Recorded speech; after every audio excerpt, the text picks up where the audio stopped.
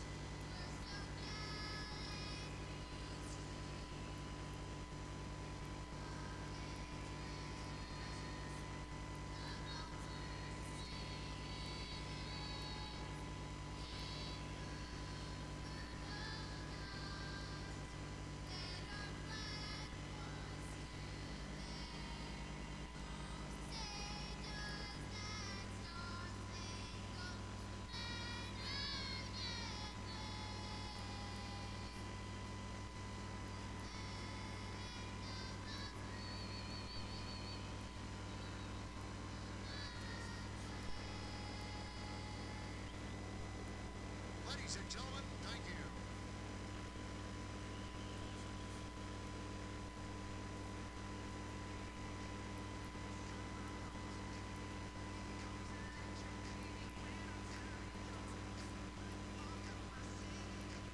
Alright, looks like very good friend Jessica the Fiction Skeeters is down on the field.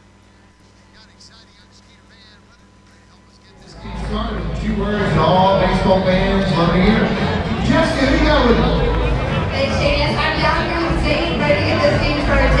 Welcome back to Constellation Field. Ira Lehman along with Greg Lucas. Time to take a look at the starting lineup for the visiting Lancaster Barnstormers. Starting lineup brought to you by our good friends at MemberSource Credit Union. Whether it's a Skeeters checking account, an auto loan, or a home loan, be sure to check out MemberSource's complete lineup at membersourcecu.org. Leading off is the switch-hitting speedster. The center fielder, Darian Sanford. Batting second and playing second is Jess Cobernis.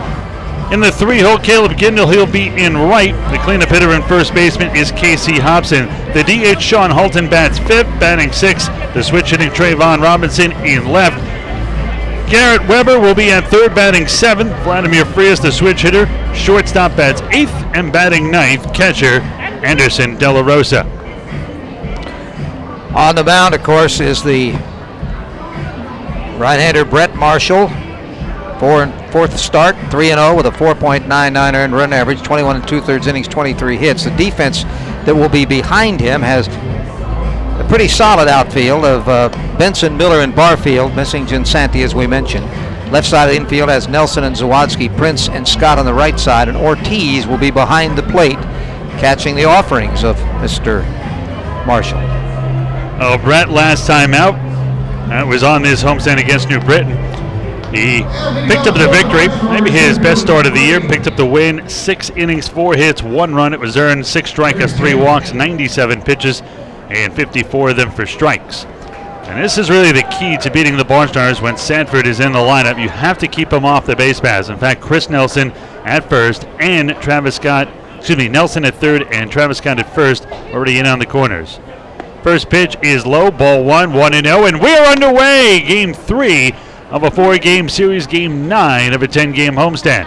This series tied at 1 apiece. This one is high, 2 balls and no strikes. And Sanford, you think about kind of a slap hitter from switch-hitting sides, a bunter, but this guy is actually batting .329, so he is no punch-and-Judy type hitter.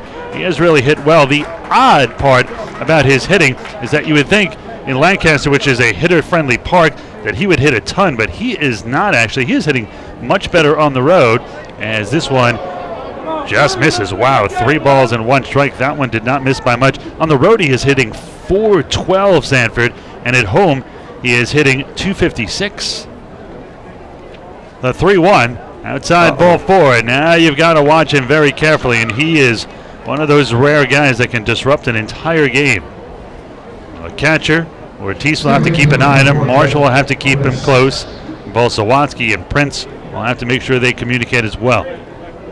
Jeff Cobernis will step in, .467, no home runs, and 5 RBIs for Cobernis. Cobernis began the season with an injury, playing in just his 5th game. Cobernis last night on base 3 times, 3 for 5, a double, 2 singles. He also scored 2 runs. Well, that has already brought a full conference from the infielders, except for the first baseman, Scott. He stayed right there to probably listen in to see if there was any conversation with his runner at first base, Sanford. By the way, it's a beautiful day, 89 degrees at game time, under mostly sunny skies, 36% humidity, and the wind is listed officially 8 out of the north. And not only a conference, but quickly a throw over to first.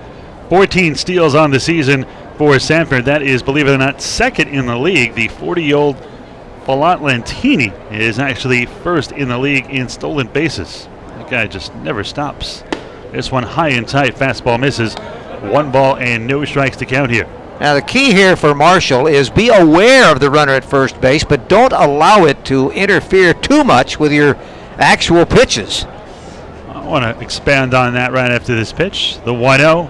Sanford starts and stops. I was talking to Brett the other day about it, and it's the only kind of weapon in all of baseball that can disrupt an entire game. The first baseman, the shortstop, and second baseman, the catcher first. When you see those rare guys with this much speed, the Ricky Henderson, the Tim Raines of the world, the Vince Colemans, how do you not let it affect you? Because you know at some point it's not he might go. He is going to go at some point.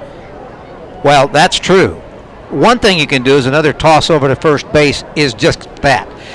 Statistically, it has been proven that tosses to first base, though they may be boring for some of the fans, actually do have an effect on cutting down the jump and the effectiveness of base stealers.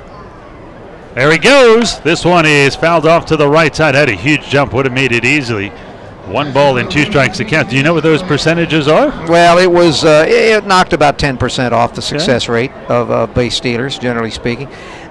I'm not sure on the last play whether Coburnus was in one of those run and hits. You can swing at it if you want to or you don't. The fact the pitch he swung at made it look like it was a hit and run, but I think you're wasting your time hit and running with Stanford. He should just be stealing. I agree. Let's see if he goes here. Another big lead. Does not. Swung and fouled off again into the screen to our right. Count remains 1 ball and 2 strikes. Actually, you're almost wasting your time if you have the run and hit, which gives the hitter an option, because early in the count you'd like to see if you can get that guy down to second base. Now, of course, you just got to protect the plate. Marshall again looks at Sanford at first. A little bit of a lean. Let's see if he goes. There he goes. This one fouled off. And right side, Travis Scott near his own dugout and runs into the fence there. Run out of room. 1 ball and 2 strikes to count remain. It almost looks as if Sanford, I know he has 2 strikes, but it almost looks like he's trying to protect Sanford. And that was high and outside. That would have been ball 2. Yeah, that was an interesting swing, too, because you're right. That did not appear to be in the strike zone. Obviously, Coburnus, who hasn't played much this year. This is only his 5th game. So he's not going to be quite on it yet, even though his batting average is pretty good for 4 games, 467. Shatters across home plate. Everybody else in the sun. Again, the 1-2. Sanford does not go. Slow roller foul at the third base line. Count remains 1 and 2. Pretty good at bat here by Coburnus. And they're wearing down the base runner. He's taking longer and longer to get back to first base. Maybe that's the way you stop a guy with that much speed. Just make sure the batter can't get anything that he can hit. He can just foul it off, wear him out. And the Skeeters have done a good job most of this year against base stealers. The catchers have made some good throws. He goes here and throw to first and a good one. Getting back, though, in time is Sanford. The few times I have timed the pitcher to the plate, he's actually been doing very well. Marshall has been getting it up there in less than 1.3 seconds. Does not go here. Was that a pitch out that went wrong?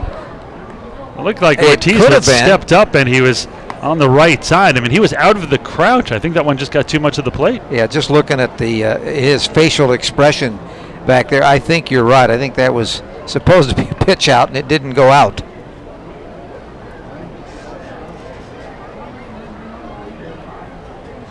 A 1-2 count for a while here. Another throw to first.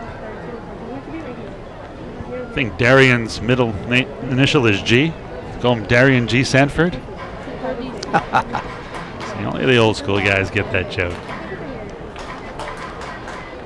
Thank you very much for joining us here, whether you're listening around the ballpark, up in the Insperity Club perhaps. A big hello to Gina, our bartender up there, does a great job. This one is blooped into left center field. That is going to fall in for a base hit. Sanford will stop at second, and there is 1-2 on with nobody out here.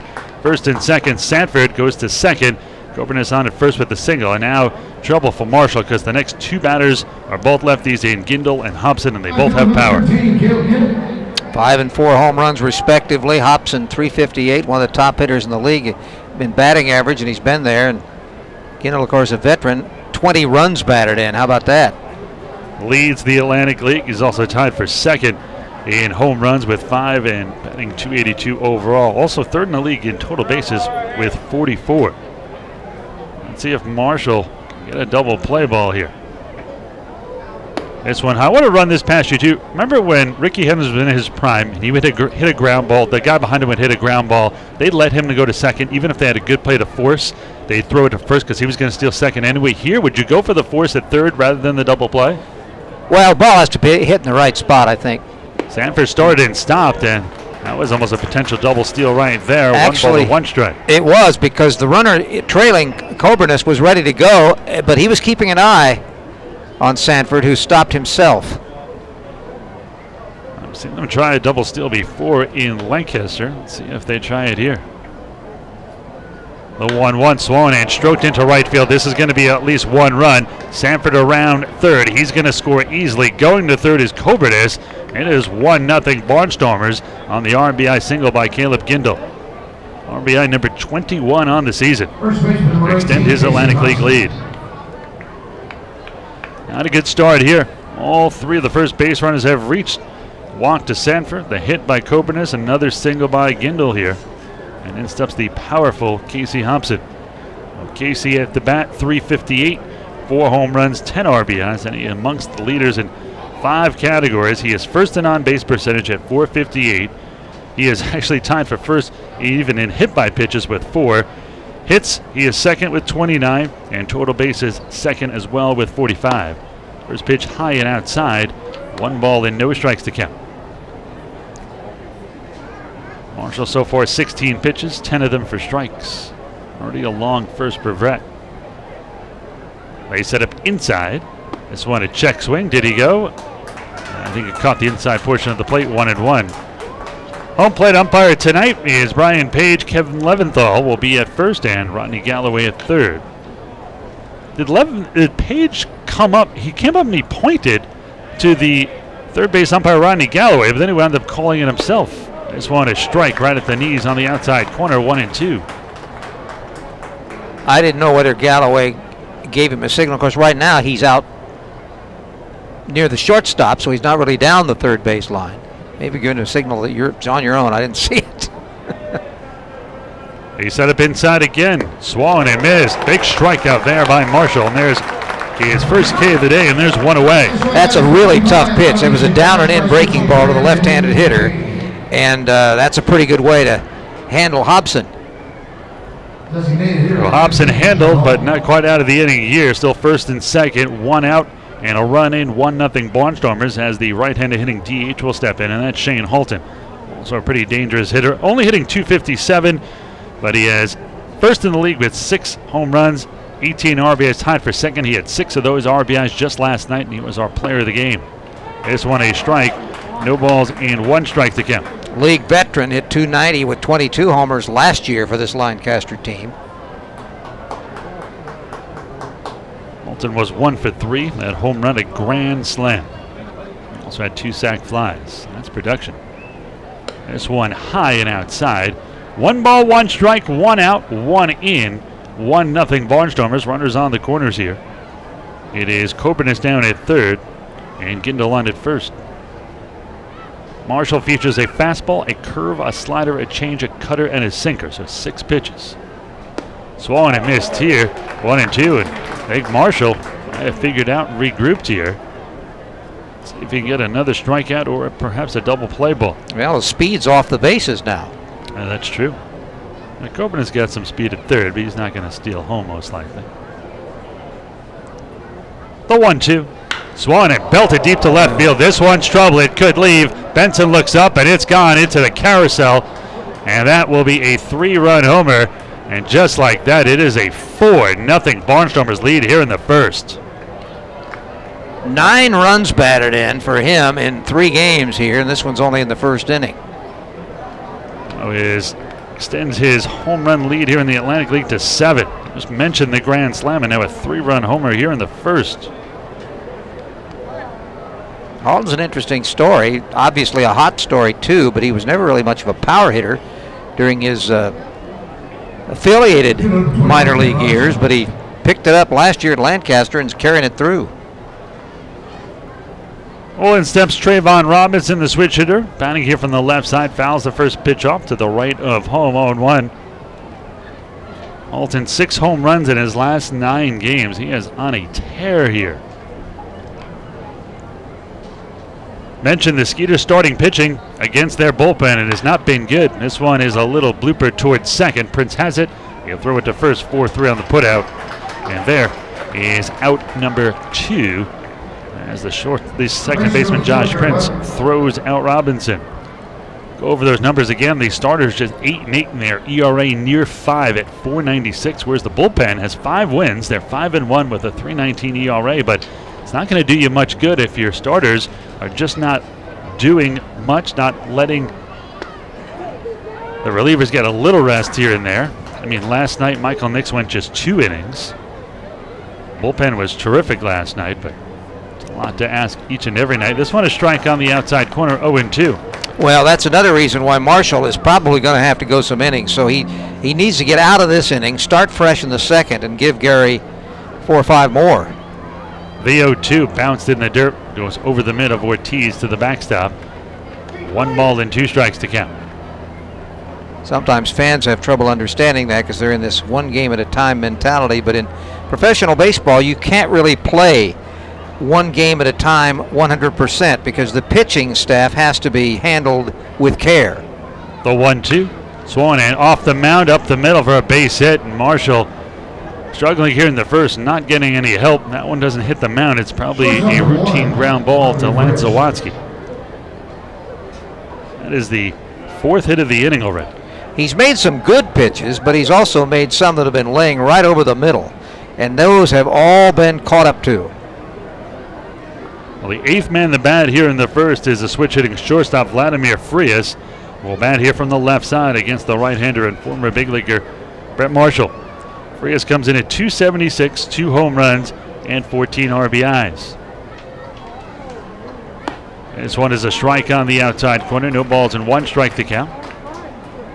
For instance, Marshall has thrown now 31 pitches. 22 have been strikes. Only 9 balls, but the strikes have been a little too easy. The 0-1.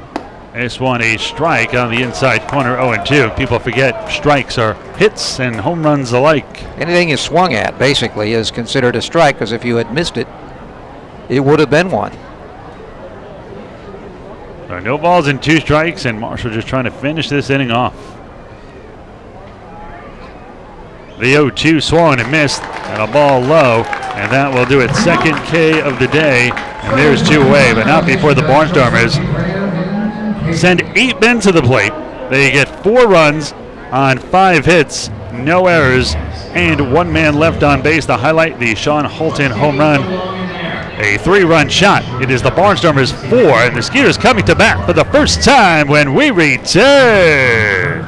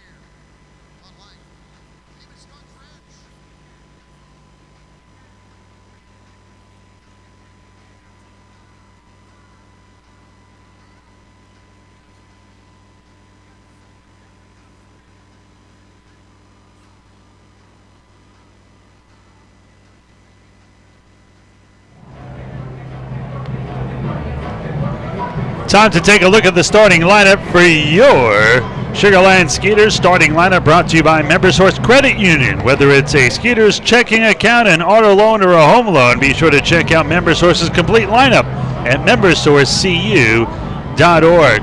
Leading off, Josh Prince. He'll play second, batting second, and at short is Lance Zawatsky. In right field, Jeremy Barfield bats third. The cleanup hitter and first baseman, Travis Scott. Big leaguer Chris Nelson at third bats fifth. Joe Benson in left bats sixth.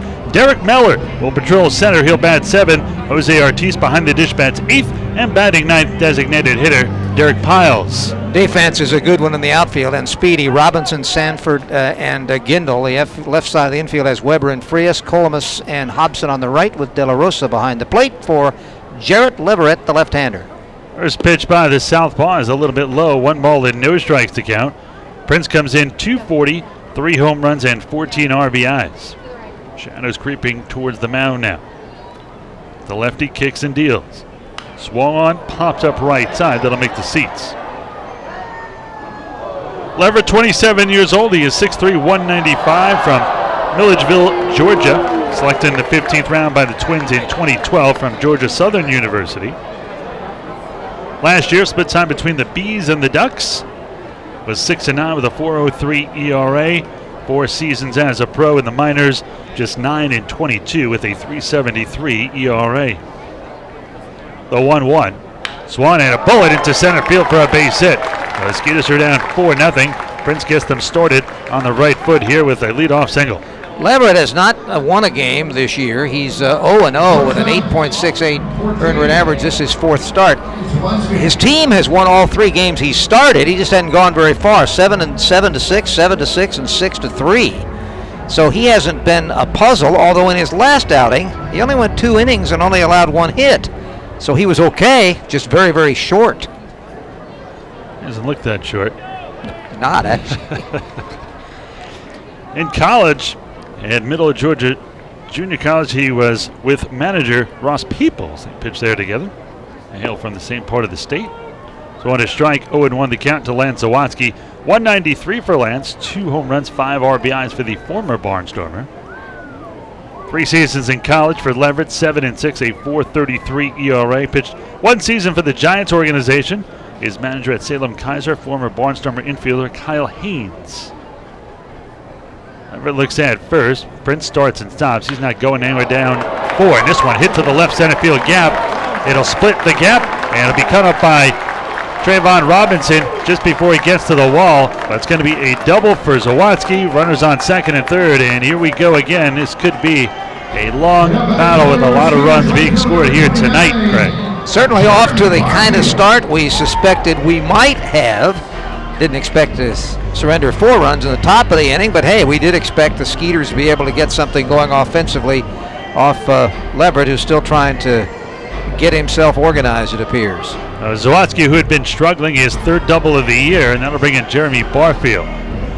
Now, with a 4-0 lead, would you dare intentionally walk Barfield with first base open? Not this early, no.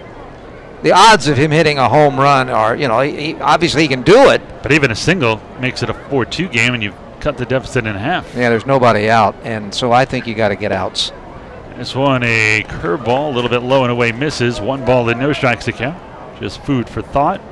314 for Barfield, 5 home runs, 11 RBIs. He is 2nd in the league in runs scored with 15. He is 4th in the league in hits with 27 and 1st in total bases with 46. They set up away on Barfield.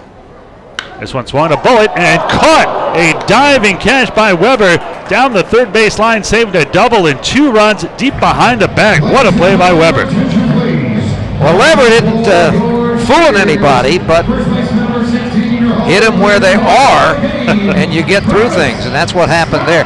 That was a red-hot shot. It's really tough for Barfield, too, because he's been a little bit of a dry spell lately. And when you're in a dry spell, you hate to see hits taken away from you like that. No question. Was that your anti-Wee Willie Keeler? Hit them where they are? Hit them where they are. That's what pitchers are supposed to have them do. Well, here comes the red-hot Travis Scott. 306 for Travis. 2 home runs, 9 RBIs. The left-handed hitting first baseman and cleanup hitter. Travis, an 8-game hitting streak right now. He has hit an even 400 during the streak, going 10 for 25. First pitch misses low and away. Ball 1, 1-0. A lefty-lefty matchup here forever. Scott, slightly open stance from the left side of the box. So far, Leverett, 8 pitches, 5 for strikes. Runners on second and third, still only 1 away. This one swung and missed. Swung over the top and off-speed pitch. 1 ball, 1 strike, 1 out, 4-0 Barnstormers here in the bottom half of the first inning. Wind blowing slightly out towards right center now. This morning there was not a cloud in the sky, now nothing but puffy white clouds. Picturesque, if you will. Makes you want to paint. Can you paint, Lucas? Painting my bathroom tomorrow. So, no. 2-1 the count here. I mean, it doesn't take a lot of skill to paint one color. Even I can do that. Well, I did paint clouds on a ceiling once. That was actually tough. I had to go to Home Depot to learn how to do that. 2-1 the count here on Scott. They set up low and away. There's one, a bullet hit out to right field. Will it hang up? Gindel will grab it. The line drive pulled down. Tagging and scoring easily is Prince, and the Skeeters cut it to 4-1. That'll go down as a sac fly RBI, his 10th of the season. I'll tell you, Larrett has not fooled anybody yet. He has given up 4 bullets. He's got an out. 2 now. There, 2 now, right. He's got 2 outs, and he's given up just 1 run, holding that 3-run lead. In steps Chris Nelson, the former big leaguer, 253, 2 home runs and 9 RBIs for Nelson. Let's see if Nelson can get the runner in from second. Although Prince scored, Zawadzki had to remain at second base. In steps the right-handed hitter. Leverett looks at second. He'll pause and fire home here. This one is a little bit low. 1 ball and no strikes to count. Nelson is still hitting well, 12 for his last 14. Excuse me, he's hit in 12 of his last 14 games, 16 for 55, a 291 average. Hitting over 300 here in the month of May. The 1-0. This one is a strike down the middle. 1 ball and 1 strike to count. In fact, here in the month of May, Nelson hitting .319 with 2 home runs and 5 RBIs, going 15 for 47. The 1-1. This one high, 2-1. The red hot Anthony Jansanti, although he is out of the lineup, he is having some May hitting. .442 in 12 games. He's going to be out for a while, I understand, huh? Yep. Potentially he could go on the DL. Hand injury. They're going to have to see how that heals over the next few days before they decide. This one down low. 3 balls and a strike. Joe Benson on deck. You're right. Leverett is not fooling anybody out there, especially the veteran Nelson here. Up 3-1. Great hitters count. 15 pitches, only 8 for strikes, 7 for balls. They set up away here. The 3-1. There goes Zawadzki. This one is low. The throw is also low, and he'll get in there safely. Good idea by Zawadzki. They were not paying any attention to him, and he will swipe third base. He is now 4-0 in stolen base attempts. Actually, he called that a strike, so it's full now. 3-2. I know a wild pitcher, a pass ball could score Zawadzki. That's a few years ago in 2014. 20 steals, 20 home runs, joined the 2020 club. Payoff pitch to Nelson. Swung and hit down the right field line. That one quickly hooks foul. Count remains full, 3-2. So Nelson will see a 7th pitch during this at bat. That was a sort of protect the plate type situation. It was a breaking ball. It was coming in on him, and he just stayed with it to make sure he made a contact with it. He slapped it the other way. Again, the payoff pitch to Nelson. Swung and hit through the left side for a base hit. Zawadzki will score, and the Skeeters have cut the deficit in half. They trail just 4-2 now. RBI number 10 on the season for Nelson. That is the 3rd hit of the inning. I'm going to go out on a limb and say we're not going to see a lot of pitching here today. We're going to see a lot of runs this afternoon or this evening. Well, none of these hits here have been off the handle or bloops or dribblers past the infielders. These have been shots, as have both of the outs. Benson comes in 205, no home runs, 5 RBIs. He is tied for the league lead in triples with a pair. First pitch here to Benson. A bit of a hanger there, but catches most of the plate. No balls and 1 strike to count. Benson just 3 for his last 20 over his last 7 ball games. That is a 150 mark. Benson too good of a hitter to be in this long a slump. When he gets rolling, he's going to be a big plus to this lineup. The 0-1. Swanee hit to the left side, right at the third baseman Weber. He'll go the short route to second, and that will do it. Fielder's choice, third to second, a 5-4 putout. But the Skeeters get a pair of runs on a sac fly RBI by Travis Scott and an RBI single by Chris Nelson. And through 1 inning of play, 6 runs in, it is the Barnstormers 4 and the Skeeters 2.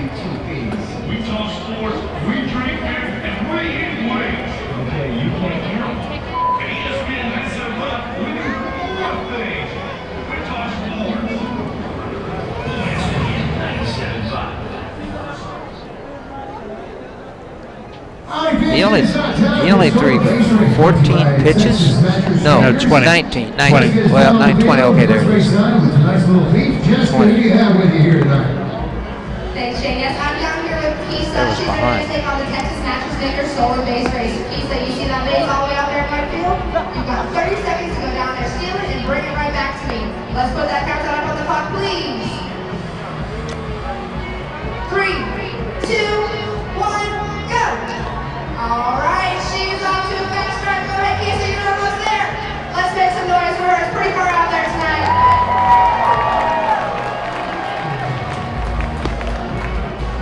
All right, she's got the base. You got time, run it back, Pisa. 15 seconds to go. You can do it. It's going to be close. Fans, let's make some noise for her. You can do it. And she's done it. Congratulations, Pisa. You are the winner of the Solar Base Race. Back to you, Shane. Texas Mattress Makers, check out the Memorial Day sale going on and save 25% off the entire showroom. You know the details of Texas Mattress Makers.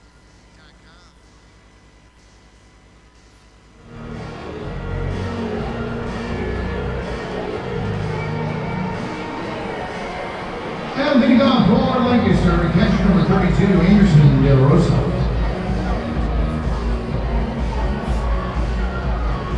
We move to the top of the 2nd inning. It is the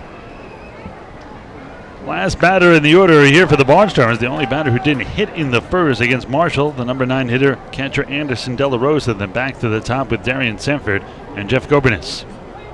First pitch, a fastball that misses outside, 1-0. De La Rosa 262, a home run and 7 RBIs. This one shot foul back into the left of home. 1 ball and no strikes to count. La Rosa on a 4-game hitting streak, 4 for 14 during that span. Home run, 2 RBIs. And what happened? The ball behind home plate was not retrieved in time, and so the on-deck hitter had to come out and pick it up. Sanford. 1 ball and 1 strike to count here on De La Rosa. Marshall's 1-1 is a high fastball, high and outside. 2 balls and a strike here. De La Rosa, pretty straight up stance from the right side. They set up low and away, and this one is popped up right side. Will Travis Scott have room? Ortiz with a great rush towards the net. I don't know why he slammed so hard into that now. I don't think he really had much of a chance there. He just had such great speed he couldn't slow down. Like a young Greg Lucas out That's there. it. No, a current Greg Lucas. I would have been slamming into that. That's true. I've seen your speed. I mean, what are you up to, 10,000 steps a day? Yeah, I did that, yeah. Except for today, I did absolutely nothing. Frigid back a couple of times. One fouled into the screen in front of us. Count remains 2 balls and 2 strikes. So those steps making you faster these days? Yeah, I'm pretty quick. When it's time to go to bed, I'm usually there. Quick-witted. Or quick to go to sleep. Again, the 2-2 here from Marshall. Swung and a missed strike 3. Good pitch. Kept it tailed low and away. Kept it down. That's what happened when he struck out Frias to end the first. He finally kind of got it in the zone where he wanted it, and that's 2 hitters in a row. So maybe things are about to turn. Third K of the day, 1 away. We go back to the top of the order of the speedy Darian Sanford, who walked and scored on the RBI single by Caleb Gindel. Just don't walk him. Make him hit his way on. He's hit well enough. The corner's in again here. A little half a swing there. Trying to half a swing bunt. No surprise people don't try. Now, I say it's a bunt situation. It's late in the game. It's crucial to get a bunt down. You're not a good bunter. Now, if you squared a bunt on 2 strikes and you bunt through it, it's strike 3. But if you just hold your hands together at the bottom, you could stick your bat out there all day long trying to hit that thing and let it go foul, which you don't ever see. That's true. It wouldn't really be a bunt. Nope. This one is low. 1 ball, 1 strike, 1 out, top of the second. The Barnstormers leading the Skeeters 4-2 here. Marshall delivers, and this one is swung and missed. What was the fastball past him? Actually, a little foul ball. Got a piece of Ortiz.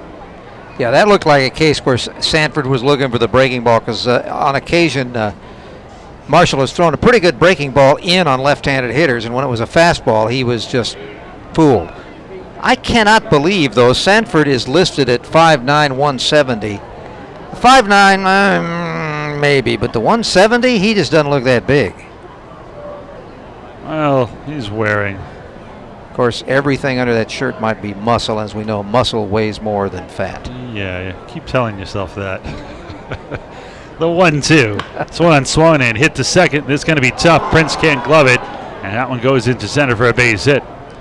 Prince tried to backhand it. Even if he comes up with that ball, I do not think he throws at the speedy Sanford. Well, Sanford been on base twice. When he gets on, he usually scores. I'll bring in Jeff Gorbanis. Gorbanis has singled and scored. Now, his single was a bloop. He didn't hit it hard, but the fact is, Marshall was paying a lot of attention to that guy over there at first base. He's going to have to do the same thing in here. Shadow is now at the base of the mound. Quick throw to first in the dirt, but actually hits Sanford and rolls about halfway towards the mound. That's the strategy. Hit him enough times, give him a Charlie horse, he can't run. Have Scott not catch all of them when they're over there. Interesting strategy by manager Greg Lucas. Make sure, however, they hit solidly and they don't carry them away. Big lead by Sanford, and he's leading. He seems to go every other pitch. There he goes. Nope, starts and stops. Now here's a check swing. Just what I was talking about. Prince will have to hurry, underhands it to first, and just gets Coburn gets beat himself in time. A 4-3 shovel pass, if you will, and going down to second is Sanford. But 2 outs, however. Caleb Gindel, who drove in the first run of the game, will bat here. He's 1 for 1 with an RBI and a run scored. He came in on the Shane Halton 3-run homer. 4-2 here in the top half of the second. At this point, all you do is you just kind of look at Sanford, because he's on second base with 2 outs. Most guys are going to score on singles with 2 outs, so his speed is not a great advantage. Just don't let him have a free base. I agree, although Zawadzki just stole third. This one is a little inside. Marshall can't believe it. Marshall released it, figured he had a strike, and then kind of looked straight in, bent over like, are you kidding? 1 ball and no strikes. And throw to second and off the mid of Zawadzki, but it comes right to Prince at second. If that had not been deflected toward the second baseman and actually had gone toward center field, I think Sanford would have been up and given it a shot. Still 1-0 the count here on Gindel. Gindel snapped his 7-game hitting streak yesterday. Went 0 for 4 with a walk and an RBI and a run scored. This one misses down low, 2 balls and no strikes to count. Gindel, former 5th-round pick of the Brewers in 2007 out of high school, Pace High School in Florida. Debuted by the Brewers in 2013, replaced Ryan Braun. There goes Sanford. Swung on a miss, and this might score him. The ball comes almost all the way to the Skeeters dugout, and had he been looking, he might have popped up and scored. It's going to be a stolen base, number 15 of the season for Sanford. Sanford has an interesting stance out at second base when he's on the bag. He does not stay even with the baseline. He backs up, so that he's going to have an angle going into third base if the ball is hit, and he's not going to have to take a wide turn. But what he did that time is he came forward to get back in the baseline, and then he stole. 3 balls and no strikes to count here on Gindel. Skeeters trailing 4-2 already here in the second. The 3-0 is, wow. Is that ball 4? The scoreboard says 3-0, or said 3-0. I guess they were 1 ahead. Now it's 3-0. Marshall can make a pretty good argument. It should be 1-2. In Marshall's minds, yes. This one high, ball 4. First and third, second walk of the game here for Marshall. Now put runners on the corners with 2 down, so 2 on, 2 out for Casey Hobson, who's always a difficult out. Marshall's actually have a very good ball-strike ratio, especially if you count those that may have been strikes that were called balls, something like 2-1. Yep, 33 for strikes, 16 for balls. This will be pitch number 50 already. That's the problem. That's the problem Nick's got into yesterday. First pitch to the left-hander hitting Hobson, swung and missed. He got Hobson to strike out his first time up. He's 0 for 1. It was the first of 3 strikeout victims for Marshall. That's what he got him on. He got him on a pitch down and in. That would look like a slider. Had a little speed on it. 3-0-1, swung, broken bat, past the diving Travis Scott. Prince comes up with it. Can he get it off in time? Throw to first, not in time. Good cover by Marshall. Good stretch, but just a little late. What a play by Prince. Almost saved a run, but Sanford scores, and it is 5-2 Barnstormers. For Hobson, that is RBI number 11 on the season. Remember, Skeeters in the first inning were hitting everything on the nose. Lancaster's had a number of hits, 2 or 3 of their total, which is already 6, that have not been hit on the nose, but have had the right direction. Now Marshall really needs to get this out, as Halton, who has been killing the Skeeters, especially over the last 2 games, 6 RBIs last night, 3 here in his first at bat with a 3-run homer, a grand slam last night. It's one in the dirt. Both runners are going to advance. Now it's runners on second and third. Appeared to be in the dirt before it got the catcher, which will cause it to be a wild pitch. Now a base hit would make it a 7-2 game, and Ortiz going to come to the mound. It looked like they were not on the same page on a couple of those pitches. Well, tonight after the game, the Molly and the Ringwolds are finally here. Come watch your Skeeters here against the Barnstormers, and stick around tonight for the award-winning 80s dance band. I saw the poster on the Skeeters website, and there are 2 females in the group, so I wonder which one's Molly. We'll find out tonight. The 1-0, the mystery. This one in the dirt. Ortiz blocks this one. 2-0. Stand for the concert, or you have to get back to the wife? Well, don't put it that way. We know it's true, Greg. Yeah, well. Don't you have a bathroom that bathes? Somebody just told me that. It wasn't Andy. That's not tonight. Got that honeydew list growing as we speak. The 2-0. This one swung, hit up the middle. Will this get through? Back into by Prince. I don't know if he'll have a play. The throw to first. They got him. What a play by Josh Prince. To the left of second and behind the bag. Threw a one-hopper to first, and gets the Skeeters out of further trouble. Another run would have scored 6-3. Put a star next to that one, and that'll do it. But the Barnstormers get another run. They get 1 run on 2 hits, no errors, and 2 men left on base. Middle of the second, it is now a Barnstormers 3-run lead at 5-2 over the Skeeters.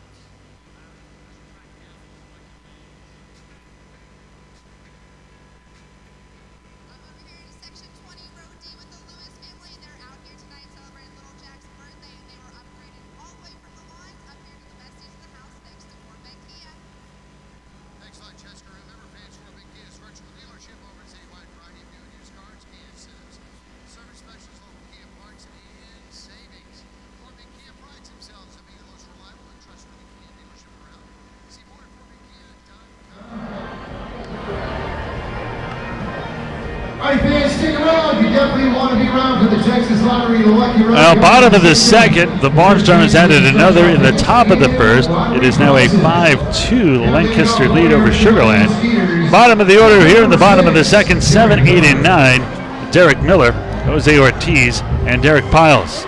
Miller, 279 with a home run and 8 RBIs. He has been getting on base a lot when he gets into the game.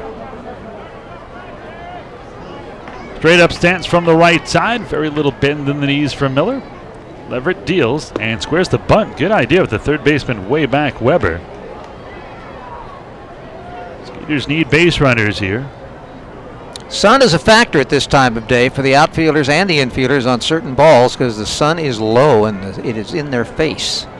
Miller, a .407 on base percentage. This one sky down the left side should make the seats.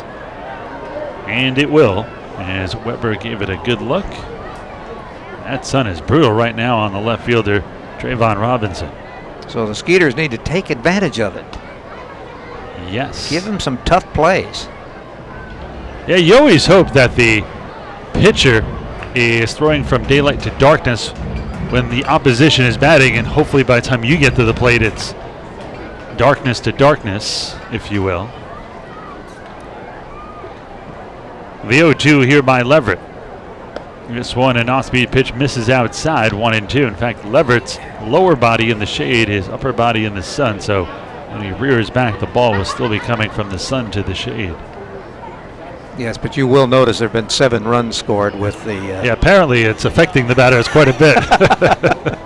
This off-speed pitch catches the outside corner for strike 3. Miller's surprise, looked like it was outside, I agree. And that is out number 1, first strikeout for Leverett. Jose Ortiz will step in. Ortiz, the catcher, bats from the right side, 269 for Jose. No home runs and 3 RBIs. Ortiz, 7 for his last 26, a 269 mark over his last 8 games. This one is strike on the outside corner, 0-1 the count.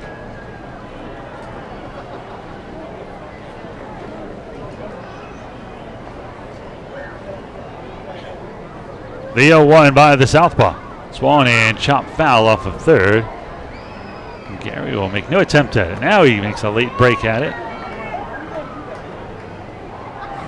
What did Euchre say about the knuckleball? It's not hard to catch. Just wait for it to stop rolling. That was now the Gary Gaetti way to master third base, at least as a coach.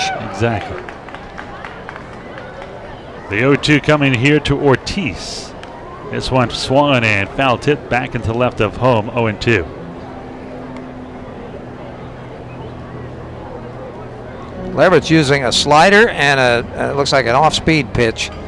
To most effectiveness, I think he's sort of given up on throwing the fastball very much so far this inning. On a hot shot to third, but to the left of Weber. Here grabs it and throws it across the diamond in time. 5-3 on the putout.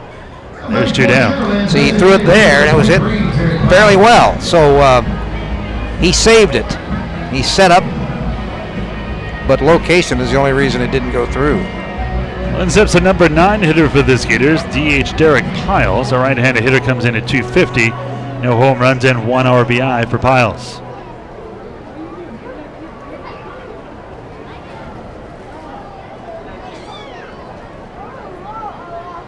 First pitch to Piles. This one, an off-speed pitch a little bit high and outside. 1 ball and no strikes to count. Piles, a career .294 hitter. This one swung and fouled back into the screen in front of us. 1 ball and 1 strike to count. Last year spent time in Quebec. At 317. 7th year pro ball for Piles. The 1-1. Swung and missed. 1 ball and 2 strikes here on Piles. There he saved that fastball. 1 ball and 2 strikes. Skeeters trailing by 3, 5-2.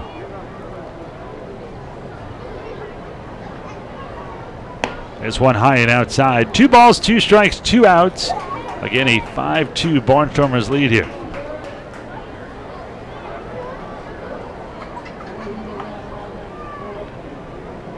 The 2-2.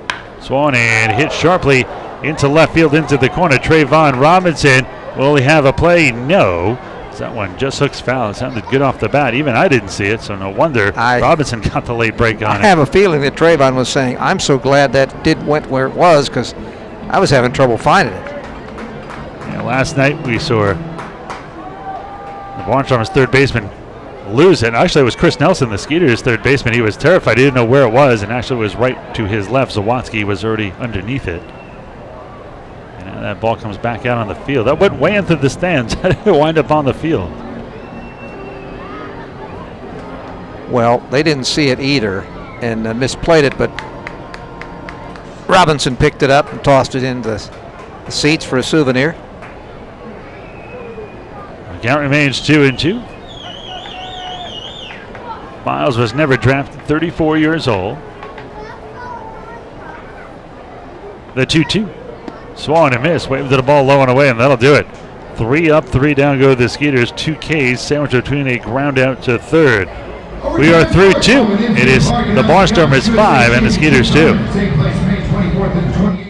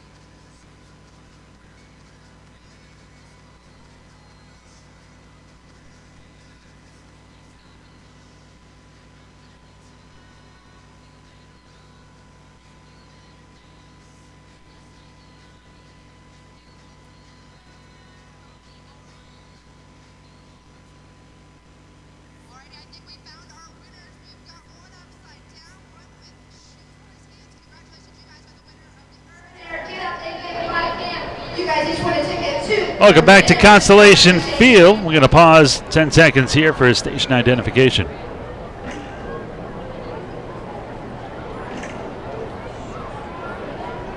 Field number 21, Trey Robinson.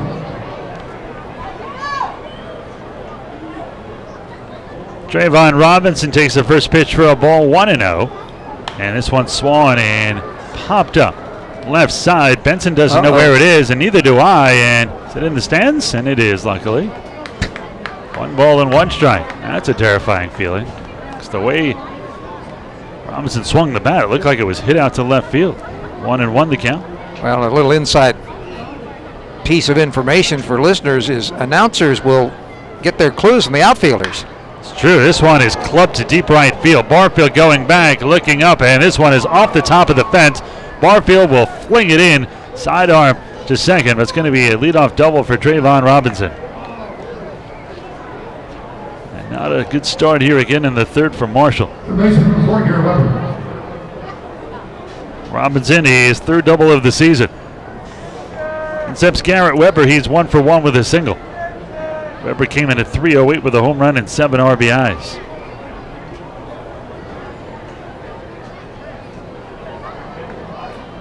Weber 6 for his last 13 coming in. He is red hot.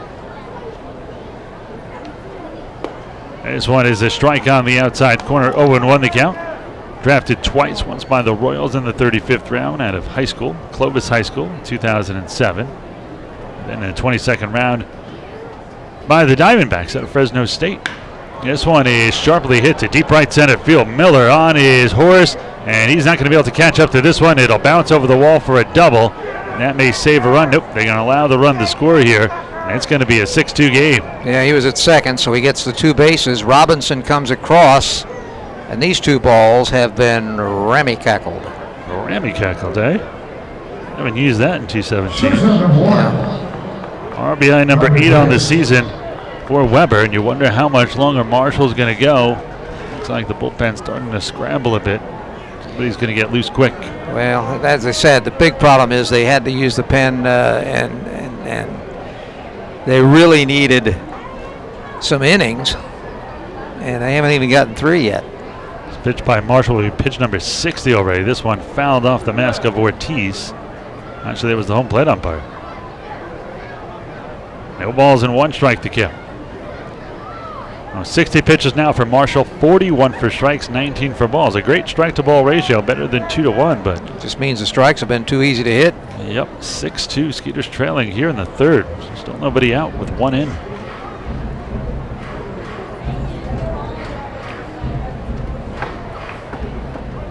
It's already the 8th hit of the evening for the Barnstormers. The 0-1. Swung and slashed down the left side. Bentz won't give it a look, but it's going to quickly go into the seats. No balls and 2 strikes to count. Baseball's a strange game in the fact that if you throw it over the plate and the hitters swing at it, they still only hit safely about 30% of the time, the good ones. The 0-2. This one punched out to left center field. This is going to be a base hit, maybe another run as well. They're going to hold Weber. Going to be runners on the corners with nobody out. However, not in this game.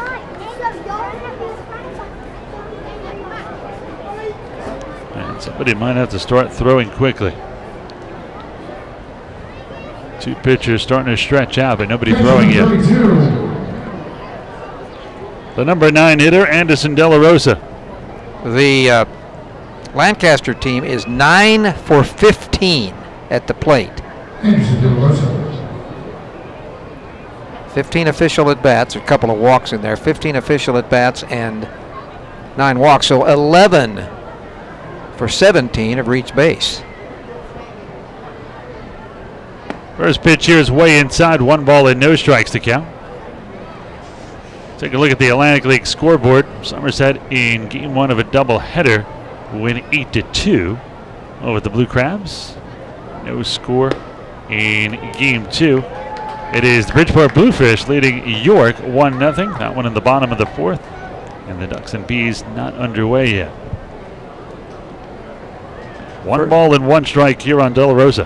First pitch in the bullpen thrown by Cameron Stanton. Ground ball to Prince. He goes to second for 1. The relay to first, not in time. Another run's going to score. And it is 7-2 Barnstormers. Very close at first. Another great play by Prince. It was. He had to go a long way into the hole, and that was a long throw to second base. And Gary Gaetti's going to complain about it, but again, there's no way he's going to win. What did you think? I thought they had him at first. I would not have been surprised to have been called out. Let's put it that way. Just a quick argument by Gary. Already headed back to the dugout. So 4 in the first by the Barnstormers, 1 in the second. A pair of runs here in the 3rd. I don't know how you can elongate your argument without being thrown out to give your pitcher more time to warm up, but he didn't try. Back to the top of the lineup with Darian Sanford, and he has been on base both times. In fact, the top 3 hitters have been on base 5 times in 6 at-bats.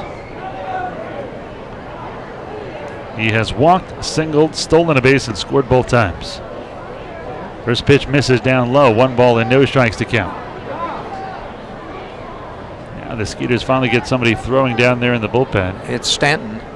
Yeah, we saw Cameron Stanton last night, son of former big leaguer Mike Stanton. Looks like the Skeeters are going to need somebody in long relief. Bobby Blevins really maybe the best long reliever, but now in the starting rotation, although Sean Gleason was terrific the other day as well in long relief. We might see him at some point. Cameron last night in his Skeeters debut through 1 inning, allowed a run. 3 balls and no strikes to count here to Darian Sanford. Yeah, that one a fastball strike on the outside corner, 3-1. I don't know if that was a sarcastic Bronx cheer for Marshall, who did play for the Yankees, or for the home plate umpire. taking probably the home plate umpire here.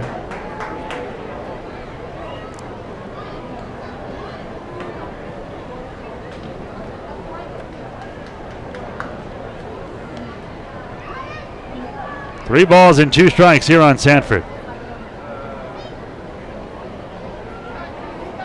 Payoff pitch. There goes the runner. This one served out to center field. Miller coming in, makes a nice running catch. The throw to first, and there's going to be a double play. Great play by Miller.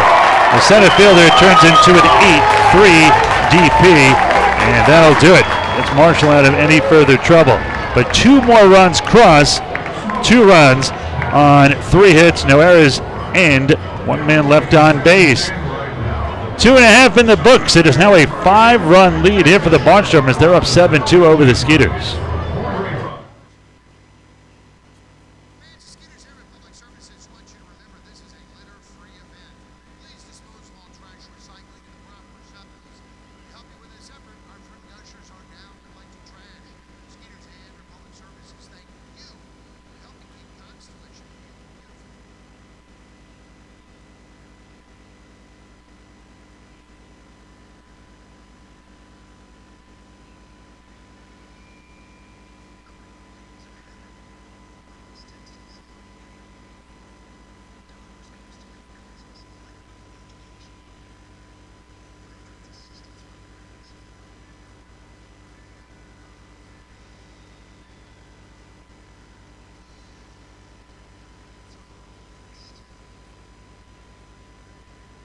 Ladies and gentlemen, at this time, the Texas Lottery and Sugarland Skeeters would like to recognize those that are currently or who have served in the United States Military Armed Forces and the Coast Guard. If you would, please stand at this time. Ladies and gentlemen, let's give it up for all of those current and former members of the United States Armed Services.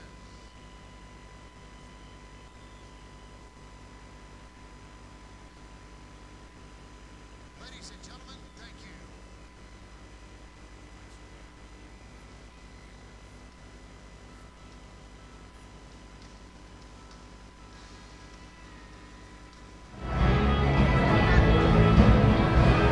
Oh, should you miss Molly in the ring wall tonight? Another 80s band coming up later this season on June 9th. Spend some time here for another post-game performance by the country's most popular 80s cover band. That is the Spasmatics. It's on Friday, June 9th.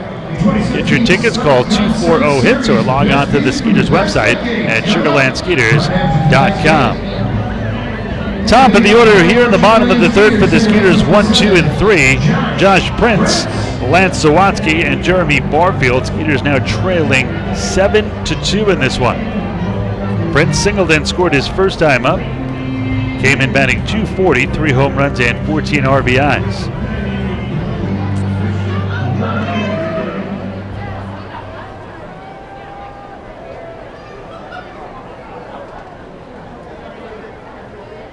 This one is outside. 1 ball and no strikes here to Josh Prince.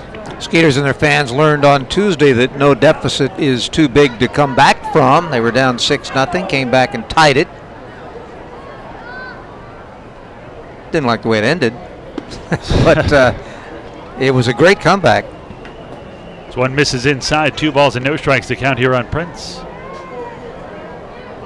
Ira Liebman, Greg Lucas, Andy Humphrey will be joining us later. The 2-0. This one a strike, off-speed pitch, catches the outside corner, 2-1 the count. Andy promises he's going to bring the zeros for the middle 3 innings for the visiting team. He's good like that. He's out. He's middle relief. Hauling them out in right now. He's warming up as we speak. This one swung and missed as Prince swings over the top of that one. 2 balls and 2 strikes. Skeeters mascot Swatson passing by the booth. Leverett, the southpaw, a long look in here, will wind and deal. This one an off-speed pitch just misses outside. Good eye by Prince. That'll run the count full 3-2.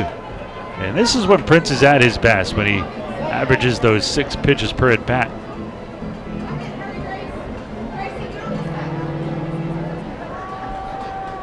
Leverett slowing down a bit here. Payoff pitch coming here to Prince, and now Prince asks for timeout. Why Leverett is going so slow. There's nobody on. Last year, Prince didn't actually hit for a lower average than this year. Grounded to the left side, right at the third baseman Weber, who will fire it to first for out number 1, 5-3 on the putout. The difference was last year, though he hit .230, he had an on-base percentage of .370. This year he's not been drawing as many walks. His on-base percentage coming into the game tonight was just .298. Lance Zawodzki will step in. Zawodzki has doubled, scored a run, and stolen a base. I assure you the base is still there. Oh, we have a steal first base promotion. Maybe Greg stole it. That'd be a new innovation. If you steal second, you take it off the field, then see what happens. Well, former Barnstormers manager Butch Hobson once did that in an argument. He got thrown out of a game, took the base with him, autographed it, and handed it to a fan. It was priceless by Butch. Of course, Casey Hobson, Butch's son, they were other son manager player last year. Of course, the bottom line of that was then they discovered they didn't have any backup bases in the storage shed. No balls and 1 strike the count here to Zawodzki. Lance came in hitting .193, 2 home runs, 5 RBIs. This one at the top of the zone for a strike. No balls and 2 strikes here on Lance. Really, the difference with Leverett, he has really reduced the use of the fastball. He's using a lot of slow off-speed breaking balls. Probably because his fastball was getting crushed. Yes, it was. The 0-2 swung and foul tipped into the mitt of De La Rosa. That is the 3rd K of the day. That is out number 2 here. And there, he just saves it. He's using it at spots. He's got the hitters not able to lay back for it because he's not using it as much. They're having to be much more aware of the breaking balls, and then he spots it, and he's had a couple of strikeouts on it. He did not strike at anybody in the first, but he struck out 3 of the last 5 Skeeters hitters. Jeremy Barfield crushed the ball down to third. Third baseman Garrett Weber dove for it behind the third base bag, Greg Nettles-esque, and brought it down. This one is a little bit high and outside, 1-0, and there have been 2 more runs on the board for the Skeeters. Eventually got a sac fly RBI by Scott and a RBI single by Chris Nelson, but you wonder how many more they would have gotten. That would have been a double. 2 runs would have scored anyway. He probably would have came home on the single. Well, you would have 1 less out. Yep. 2-0 the count here on Barfield. Skeeters trailing 7-2 here in the bottom of the 3rd. This one down low 3-0, and it doesn't look like he wants to throw anything to Barfield. 45 pitches for Leverett, 30 for strikes. Not exactly 2-to-1 strike to ball ratio.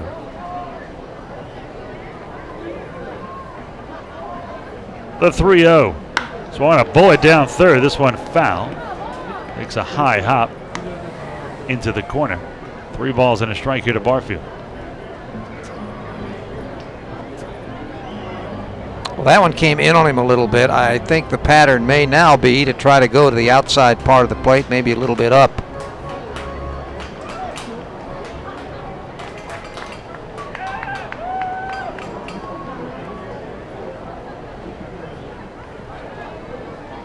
The 3-1 here by the lefty. This one is crushed down to the left field corner. And that one will rattle around first, heading for second in Barfield. And he's going to have himself a stand-up 2-out double. He is hammering the ball today. Robbed in his first trip to the plate. Wasn't going to get robbed there. Timing is everything, though. Had that one been able to get through like that in the first inning, as you said, 2 runs would have scored. The inning would have still been going. Now tied for the team lead in doubles with Anthony Jansanti with 5 apiece. On to bring up cleanup hitter Travis Scott, who had a sac fly RBI his first time up. Scott trying to extend his hitting streak to 9 games. Came in batting .306, 2 home runs, now has 10 RBIs.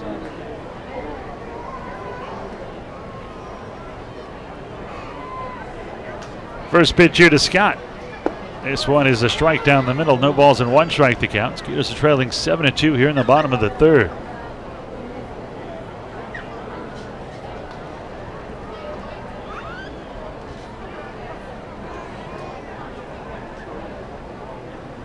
The 0-1 here by Leverett.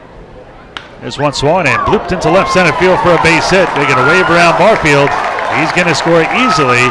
Another RBI for Scott. He extends his hitting streak to 9 games, and the Skeeters trail just 7-3 now.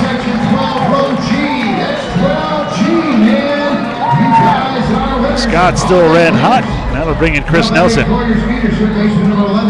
Scott has not been bothered by the left-hander in either of his at-bats. He had that line shot sacrifice fly his first time up, and here he stays with a pitch and hits it into the gap in left center. This next pitch by Leverett will be pitch number 50 for him. 33 for strikes. Well, Leverett and Marshall probably not going to make it to the 5th. First pitch here to Nelson. A strike off the outside corner, 0-1. I think Nelson thought that was a little low. Seven runs on 9 hits for the Barnstormers, 3 runs on 5 of the Skeeters. They set up inside, and this one is belted down the right side. That one foul and out of play. No balls and 2 strikes here on Chris Nelson.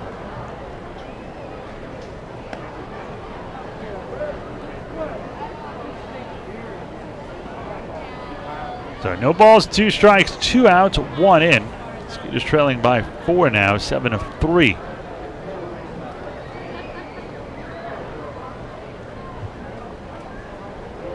The 0-2. This one swung and fouled off. Scott was on the move. Wow, that's to fool him. That's let's say against the book there when you're down by 4 and you got a guy at first base that's not exactly a base thief.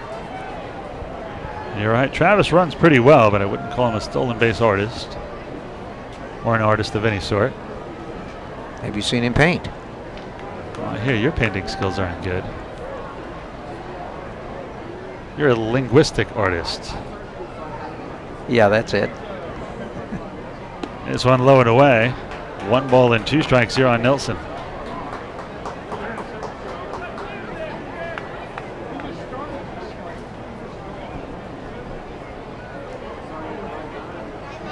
Skeeters have Andy Wilkins coaching at first right now. Leverett from the stretch, looks at Scott, comes home. This one on the outside corner, strike 3. Nelson can't believe it, but you have to think if he gave him that same pitch on the first strike, he's going to give it on the 3rd strike. And Nelson still standing there talking to the home plate umpire. We'll take a break. Gary Gahetti's going to try to break it up. We are 1/3 of the way through into the 3rd inning. It is now a 7-3 Skeeters deficit. All right, ladies and gentlemen, over in the right center field area. It's time for the dental dash. Here are tonight's contestants. We've got Tony Tooth, Dr. Martin Youngs, we got David Toothpaste, and of course, the unwelcome, but we include him anyway, the cantankerous Cavity. All right, race is going to be going to the left field line. On your marks, get set, go! And they are off. Dr. Martin Youngs trying to get ahead of the cantankerous Cavity. Oh no! There's a spill! The cantankerous Cavity has been wiped out! That is exactly right and the way it should be. Dr. Martin Youngs is going to win. Tooth is 2nd, Toothpaste is 3rd, and of course, the cantankerous Cavity is last. Why? Because Toothpaste and Dr. Martin Youngs combined to bring strong teeth. Cavities always finish last. Dental Dash, brought to you by Subtle Smiles Dentistry. There's actually nothing subtle or smiles. This portion of the game is brought to you by Clicker Ticket Means it takes department transportation. Would like to find you buckle up those seatbelts at all times. Visit TexasClickerTicket.com for more information and safety tips. You need more family. Leading off for the Barnstormers, second baseman number 6, Curtis.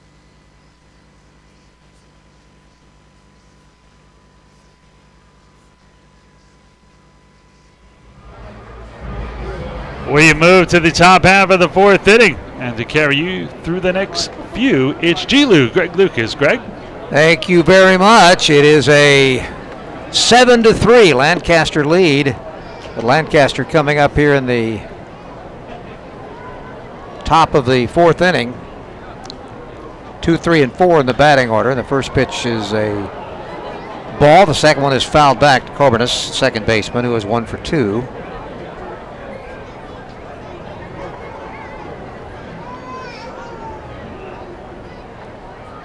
Andy Humphrey is going to be heard from in a moment as he's sitting in to be alongside for the next 3 while Ira takes several walks across the ballpark. There's a looping liner out to Prince, who leaps and makes the catch, and that quickly is out number 1.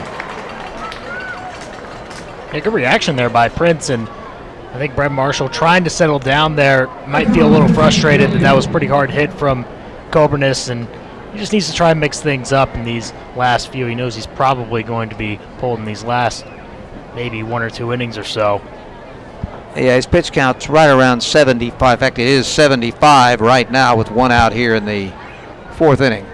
And Gindel on the first pitch. That helps the pitch count. Bouncer out to second base. Fielded by Prince. Flopped over to Scott, and there's quickly 2 outs. Yeah, you couldn't ask for anything more than that if you're Brett Marshall.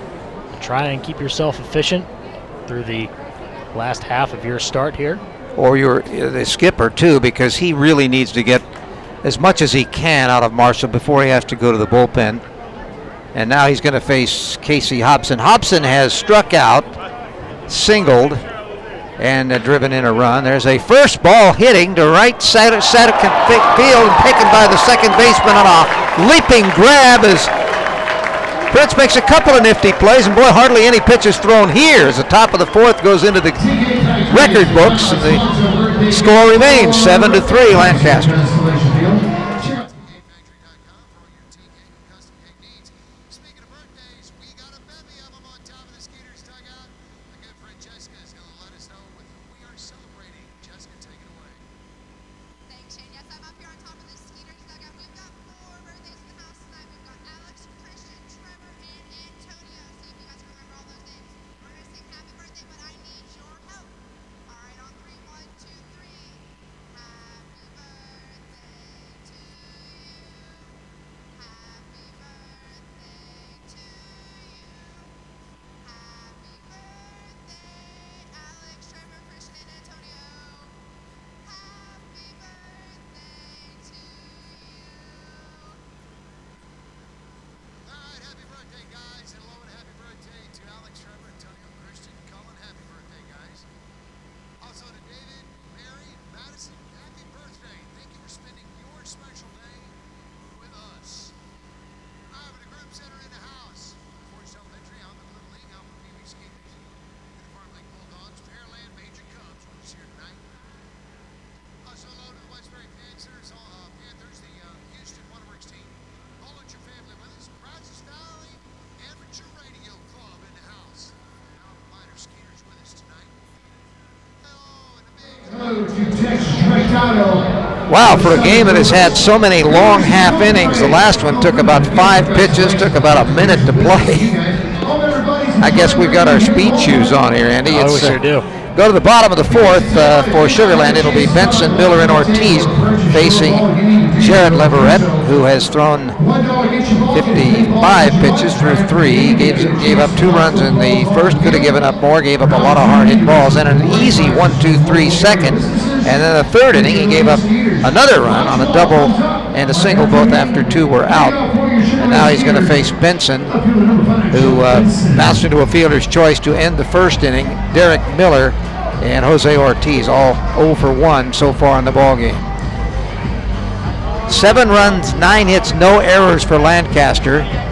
The last half inning was the first 0 they've had to put up on the board. And Sugar Land, 3 runs, 5 hits, and no errors. And the big left-hander, who since the start of the game has used his fastball a little more sparingly. There it looks like a cutter. Bounced on the ground to 3rd, Weber, and on the first pitch, Benson is out number 1. Well, the last 2 innings, Leverett did give up that 1 run in the 3rd, but 4 strikeouts for him in those last 2 frames. So he is getting a few more swings and misses than he did in that first when he gave up a couple of runs. He got Derek Miller for a strikeout, his first strikeout, a called 3rd strike that Derek thought might have been a little wide. That was in the 2nd inning. And this will be his 2nd look. Came into the game at 279, and he takes a fastball on the outside and low, ball 1. 1 ball and no strikes. Sun is now a factor only in extreme left field for Robinson, right about where he's playing. He's playing right on the line between the shadow and the sun. And the second pitch outside for ball 2. 2 balls and no strikes. The defense plays straight away. And, of course, the visiting Lancaster team wearing the red tops, gray trousers. And that third pitch, another fastball, that's high, and it's quickly 3 balls and no strikes. Their caps are blue with red bills. The Skeeters wearing the dark black tops with the blue Skeeter lettering and the white trousers. That's ball 4. Down and in, 1 ball. Could not be thrown over the plate. That is actually the first base on balls given up by Leverett. And now Ortiz, who bounced to third base his first time up. We'll see what he can do about moving the runner around. Meanwhile, the defense will be positioned for a double play. The Frias, the shortstop, is in a few steps, as is the second baseman, Colormas. He's a little bit closer to the bag. Hobson at first base is holding Miller. Third baseman a couple of steps behind the bag and off, maybe 15 feet. Working out of the stretch. Pitch will go to first base. Not much wind. There was about a 7-mile-an-hour wind way over in the distance in right field. There's a construction crane. There's a lot of wind way up there, but here in the ballpark, flags are pretty limp. Trying to get Brett Dolan to climb up that crane there and put a little Skeeters flag on top instead of that orange one that's that'd flying. Be something he could do. Spare time. There's a hard shot, backhanded at third. Weber, Colormas at second. The relay to first. It's a double play. 5-4-3, nicely turned, and just like that, the bottom of the 4th is in the books. We have played 4, and the score remains 7-3 in favor of the visiting Lancaster Barnstormers.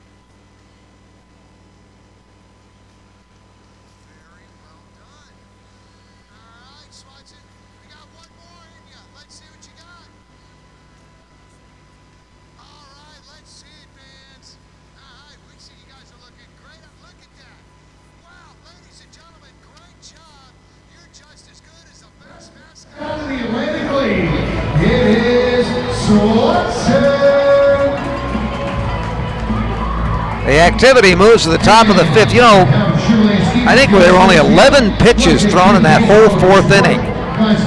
6 and 5.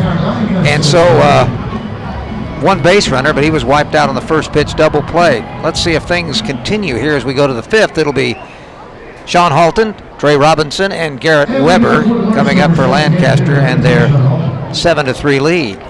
Meanwhile, Marshall, by having that very efficient 4th inning, is being able to give his team a little more time on the mound. So important. 4-run deficit is obtainable. There's a first pitch strike, breaking ball away. Sean Halton has homered. That was the big single blow of the game. Home run to left field, and he has also bounced out 4-3. There's a chopper toward the middle, diving to stop by Zawadzki, but he can't make any plays. Tried to flip it over to Prince, couldn't make the throw. That would have been a heroic and almost impossible play, and it's a base hit, infield hit. Yeah, Zawadzki very smartly knew that he was not going to be able to get up and make that throw in time, so he thought maybe toss it over to Prince. I don't know if Prince was ready to receive that, so in the end it was a lost cause. Zawadzki kept it from going through, that's about all. It's a base knock. That is Hit number 10 for Lancaster, and it brings up Robinson. Robinson has one of them. He had a double and scored a run in the third inning. He's 1 for 2. Came into the game hitting only .235. There's a swing through and a miss. No balls and a strike. Robinson last year for Lancaster, which was actually one of 3 teams he played for last year. He had a season that had 200 to 264 average with 16 home runs, 29 stolen bases. He's off to a slower start this year. That pitch is down and away. Started his career out of Los Angeles Crenshaw High School. He's a switch hitter, batting left-handed here against the right-hander. 5'10", 200. 29 years old. Was in the big leagues for a couple of years with Seattle. Fastball on the outside corner. He turns around and not sure if he's mad at himself for not offering at it or thinking it was a little bit high. 1 ball and 2 strikes.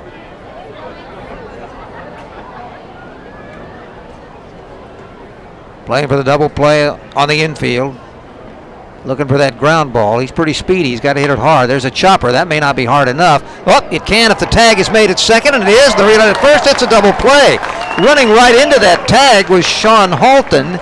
And so Prince just put it on him, and then an easy throw over to first base, and that turns into a 4-3 double play. Well, it was perfectly timed there for Prince because he was not going to be able to get a relay throw over to first base from Zawadzki in time. If he was going to go to second base, they would not have been able to get 2, and Prince very luckily was able to get that slow roller, tag Halton, and then throw to first. Not a real smart play by Halton, because when the ball is hit like that, if he stops, that may be enough for them to not be able to get the double play, because he ran right into the tag. Here's Weber, and Weber is perfect in this game, and he takes the first pitch for a strike, the second one for a ball, and it's 1-1. He's had 2 singles. He drove in a run with his, or double, I should say, his second. It was a double, and he drove in a run. That's fouled back, and the count goes to 1 ball and 2 strikes.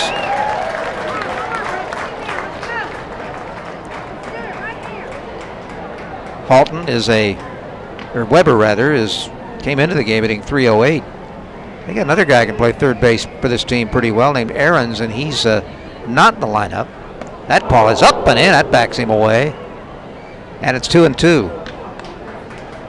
Aarons, of course, a local product in the Houston area. Memorial High School, and was drafted in the first round right out of high school.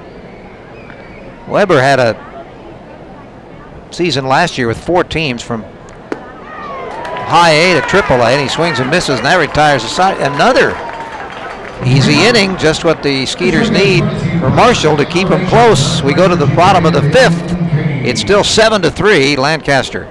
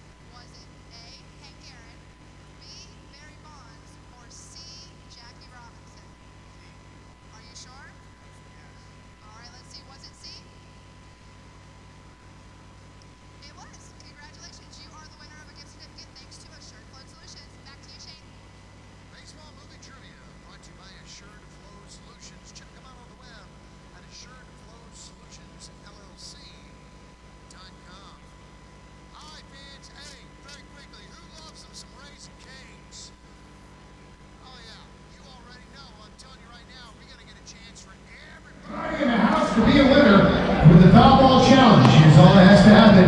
If 3 foul balls get hit in this half inning, everybody's going to go on. Derek Piles at the top of the Sugar Land batting order coming up in the 5th. Still trailing 7-3 as both starting pitchers, though they've given up some runs and the hits have settled down. Leverett gave up a walk in the 4th inning, but a double play ended it after giving up a run in the 3rd, 2 runs in the 1st. It'll be Derek Piles, a DH, hitting in the 9th spot, will lead it off. He struck out his first time. Has that open stance from the right-handed batter's box in a bit of a crouch.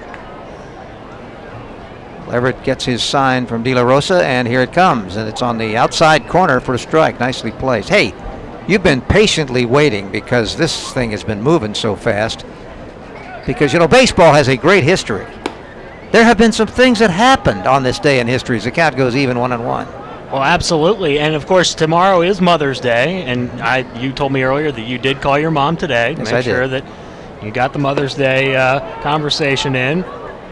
Strike called, 1-2. But 10 years ago on this day, the Red Sox pulled off what would be known as the Mother's Day Miracle when they rallied for 6 runs in the bottom of the 9th after being trailing 5-0 to beat the Orioles. Bouncing ball up the middle. It's going to be a base hit, infield hit for Piles. It was fielded by Frias, and he just had to make a desperation throw, but there was little chance. That's the way to start it. Get that number 9 man on for the top of the order.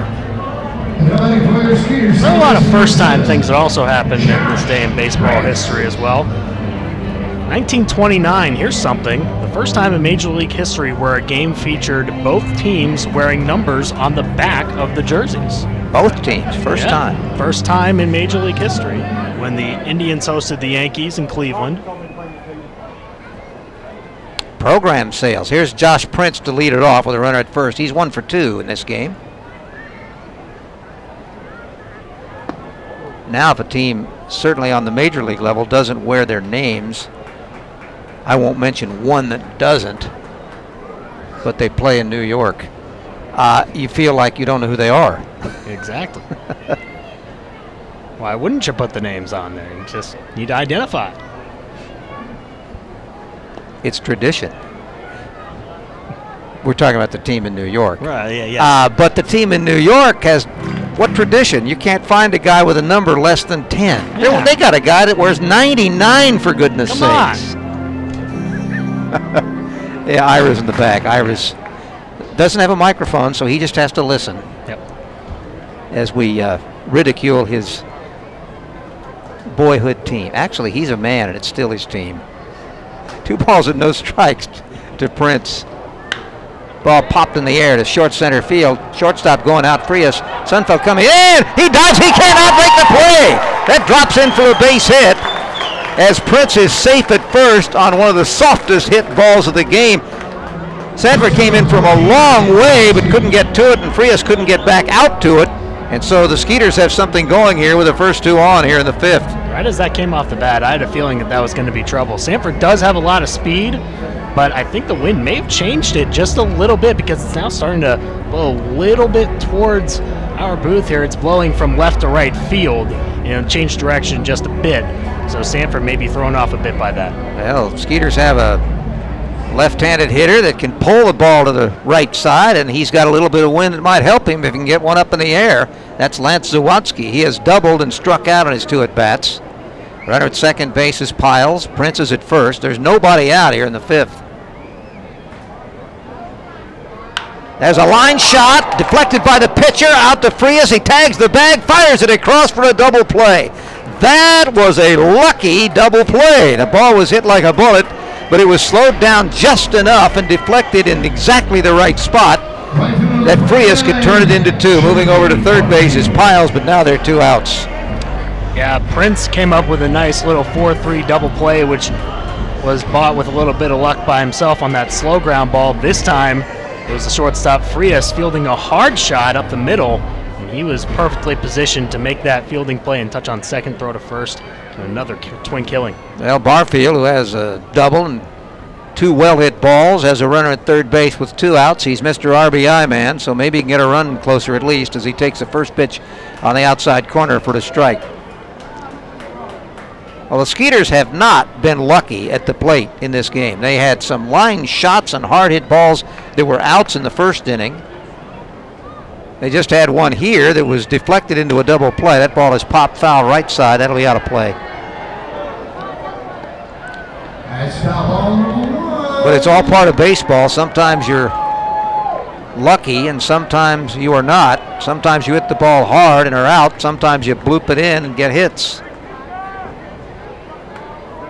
They say it evens out, but players say, nah, No balls and 2 strikes. Ooh, fastball, it was a little bit up. Good thing he was up because I don't think Barfield was ready and or looking for that. And he took it. 1 ball and 2 strikes. 7-3 is the score. The 4th run is down there at third base with 2 outs. Wind up in the pitcher. The goes outside. The count goes even at 2-2. 2 balls and 2 strikes. This is the battle for sole possession of first place. Skeeters lead Lancaster by 1 game. Lancaster wins it, and they would go into a tie. And then the rubber match would be tomorrow.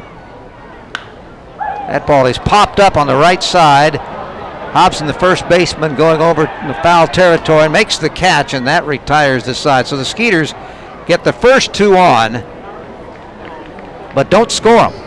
A double play in the middle. That's 2 double plays in 2 innings have hurt Sugar Land. We have played 5, 7-3 Lancaster.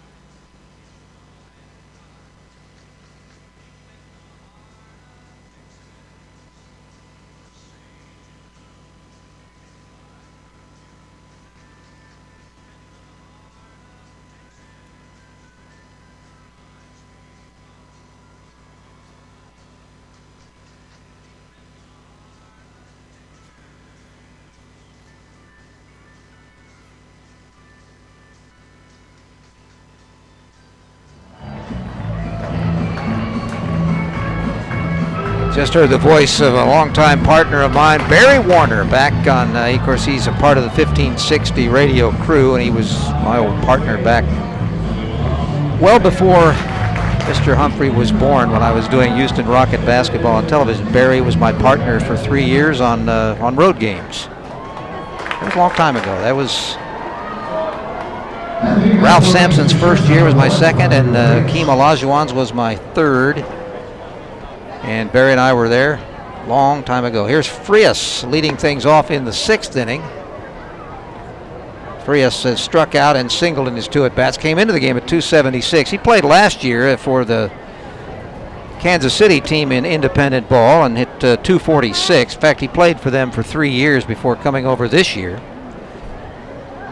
Originally signed by the Giants, he'd been earlier drafted by the Reds in a late round. There's a strike call, batting left-handed, and count 2 balls and a strike. Who would have thought that both Marshall and Leverett would have still been in the game? Marshall, of course, has given up 7 runs, but he has not given up anything for the last 2 innings, and that ball way high and back to the screen. 3 balls and a strike. Well, 5-hole in between the umpire there. It came off the backstop and then rolled right between his legs. Never flinched. Here's a 3-1. That one's in tight, and that's a leadoff walk to Frias. It's 3rd walk given up. And let's see, there'll be some activity. It looks like starting soon. Skeeters had Stanton up a couple of innings ago. Didn't have to go to him. And now it'll be De La Rosa, the catcher, hitting out of the number 9 spot, will be up next with a runner at first. A lot of teams will eschew the bunt when they're ahead 7-3 at this stage of the game, but he might. He's a number 9 hitter after all. He is eschewing. He takes it inside for a ball. 1 ball and no strikes. Skeeters now have Andrew Johnston up and throwing in the bullpen out there. He's looking to get a middle relief guy in there. Not sure where they were wanting to get Stanton in his role in the bullpen, but now it's Johnston, who usually comes in the 7th or 8th. Yeah, it looked like Stanton was figured in to be the long man. They don't need one now. That ball gets away from the catcher. That'll be a passed ball, I believe. I don't think it bounced. And going down to second base is Frias. 2 balls and no strikes. Fans behind the plate thought that though he didn't catch it, that it was over the plate and it shouldn't have been a ball, but it is a ball. And it's 2-0. And it is officially a pass ball now. That's the 2nd on the year for Ortiz. Yeah, it's hard to get a wild pitch call when the fans think the pitch was a strike anyway, and the batter didn't swing at it. He just didn't catch it. De La Rosa with a pretty much straightaway stance chops the ball toward the middle. Off the glove of the diving shortstop Zawadzki, it goes over toward Prince. Zawadzki's upset that he couldn't make that play. Was bothered a little bit by Frias, the runner at second base, that's his job. Try to distract the infielder if he can without the ball hitting him, because he couldn't go to third. He knew that because of where it was hit. So just kind of get in the way, and that's what he did. Yeah, he screened him. Now with runners at first and second and nobody out, Skeeters on the corners are expecting, well, Sanford, you know that he's going to do something. He's the speedy leadoff man.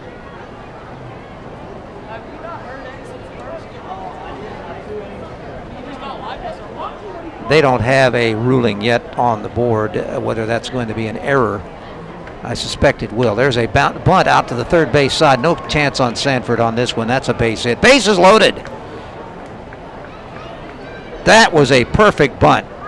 Certainly was, and you're never going to get Sanford with his speed, so a couple of infield hits there. They did rule De La Rosa with a single on that last play, and then once again with Sanford, and all of a sudden, we were just talking about how Marshall had a couple of efficient innings, and then the very next one, he's got bases loaded, nobody out. And Coburnus, the second baseman, will be the hitter. He hit the ball hard in the 4th inning, lined out to the second baseman. He singled and has grounded out his other 2 at-bats. Skeeters' infield is in on the corners. The middle guys are still in a double play spot, and they may get it. Second base for 1. The shortstop to first. It's a double play. However, a run does score to make it 8-3. Well, see, that was the advantage of playing in. You surrender 1, you're already down by 4 to try to keep from this inning getting totally away. Moving over to third base is De La Rosa. Sanford, the other thing it did is it got Sanford off the bases, the front end of the double play. That certainly helps. And now it's Gindel, was singled, walked, and bounced to second. Left-handed hitter takes a big swing at the first pitch, and it's no balls and a strike.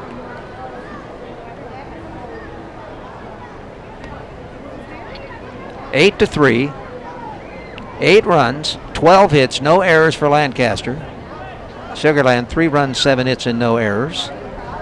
Lancaster wins this, and the teams will be dead heat at first place, first position in the Freedom Division. Both would have the same record at 13-10, and they'll play again tomorrow. And one of them will finish the season a game ahead. But the Skeeters aren't out of this one yet. If the bats can get going, that ball's fouled back. And, well, is it fouled back? No. Well, the catcher thinks it's a foul ball, and the runner has scored, and the home plate umpire seems a little confused. And so now he's going to call in his base umpires. Ball got all the way to the screen. It was a swing and a miss, or was it tipped? Catcher Ortiz thought it was tipped. The runner at third base, wisely, De La Rosa just came in and scored. Now the umpires have to decide. This is one of those cases where probably nobody saw anything. Yeah, it was hard to tell for me. It was probably hard to tell for the other 2 guys. I'm not sure if they're going to say anything differently, the other 2 base umpires. So I think they're just going to keep this call. Yep, the runner has scored. They have not made De La Rosa go back. They're calling it a wild pitch. It should be a Or pass pass ball ball. right off the glove. The only location of it might make a difference, but it's a run just the same. He was off the glove. It was high, but the run scores. That makes it 9, and the next pitch is down and in, and it's 1 ball or 2 balls and 2 strikes. Well, Johnston's been throwing for quite a while, and they'll probably be in if Gindel extends the inning and reaches base. Seems to be hot as of now. I was going to say, I think he's probably in next inning, no matter. And there's a ball, and maybe in before that, there's 2 outs. There's a walk to Gindel. And here comes Gary Gaetti. If he'd gotten Gindel, he would have obviously waited to the next inning, and so now he is going to have to make a change.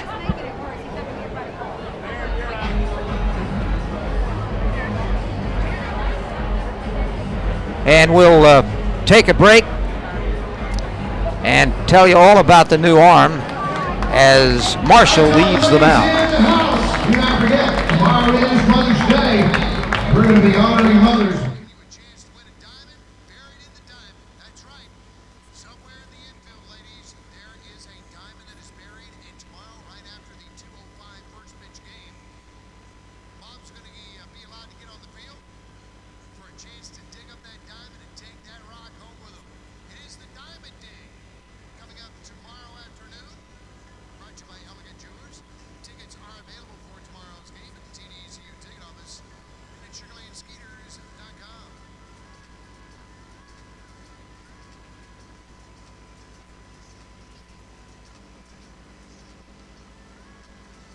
Texas on the Texas Direct Auto bullpen card on the field. We just called the bullpen is brought to you by Texas Direct Auto. Texas Direct, you're now offering a whole line of services. They can offer insurance and service vehicles, all while maintaining your status as the world's largest independent car dealership. Visit them, Texas Direct Auto today.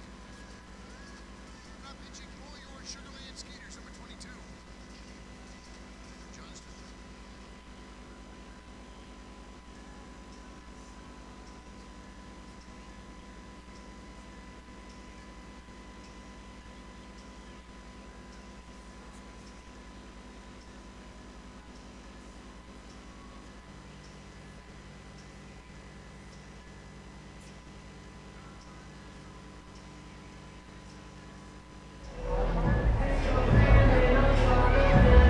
Well, we have a new arm, and Andy will tell us all about him. Well, it's the first man out of the pennant. It's Andrew Johnston wearing number 22 for the Sugarland Skeeters, and he comes on in relief of Brett Marshall. A 4.65 ERA on the season and 9 2/3 innings for Johnston. He's allowed 9 hits, 5 runs, 2 walks, and 6 strikeouts for the right-hander in his second season with the Skeeters. Went 1-2 with a 5.94 ERA in just 5 games with the club.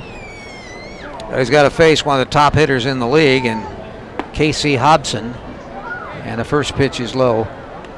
Hobson has struck out, singled, and lined out to second base. 1 ball and no strikes. Runner is at first base, Gindel. 2 runs in the inning. Next pitch is popped up, and that's foul. Back behind the plate. And over the roof. Don't hear it hit the roof. 1 ball and 1 strike.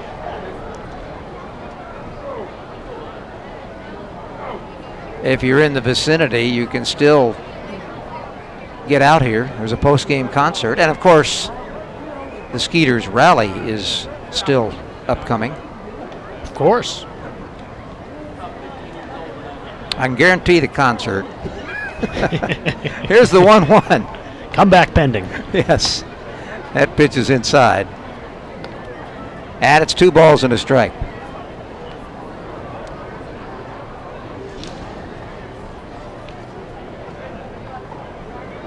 Tomorrow's game is 2:05 Central. It'll be Bobby Blevins versus Brad Burgesson. This is the Battle of the Bees, the Killer Bees, BBBB. Well, the Bees just left town. They're back in New Britain now.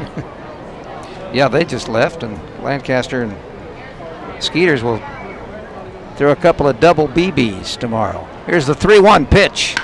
Lined deep right field. It is up. It is over. It is out.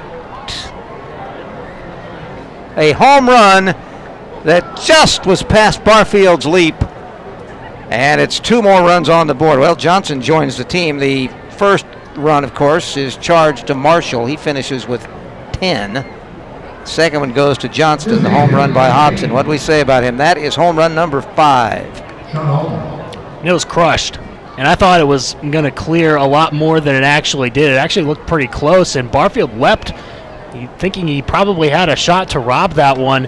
It one-hopped the wall that divides the bullpen from the grassland area just beyond that right field wall, and it was, from my understanding, a no-doubter off the bat, but it seemed closer. The wind has shifted around. A couple of innings ago, it was blowing out a little bit, but right now it is coming in, so that may have slowed it down just a little bit, because off the bat, you're right, off the bat, it looked like a no-question home run. Here's Halton, who hit one of those in the first inning. I shouldn't say no question. He hit it off the above the Jericho sign, just past the yellow line off the playground area, and then bounced back onto the field.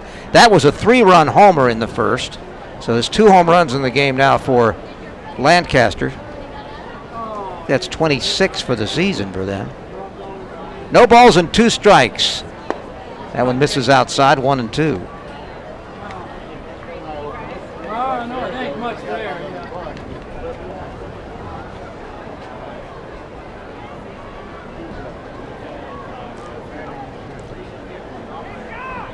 It's a 4-run inning. There's a strike called, and that retires the side. So it's finally over, but in the 6th inning, 4 runs on 2 hits. One was a 2-run homer by Hobson. There was or 3 hits, I should say. No, take that back. It still was 2, but a walk, and that takes care of the top of the 6th. Skeeters coming up. They down now 11-3.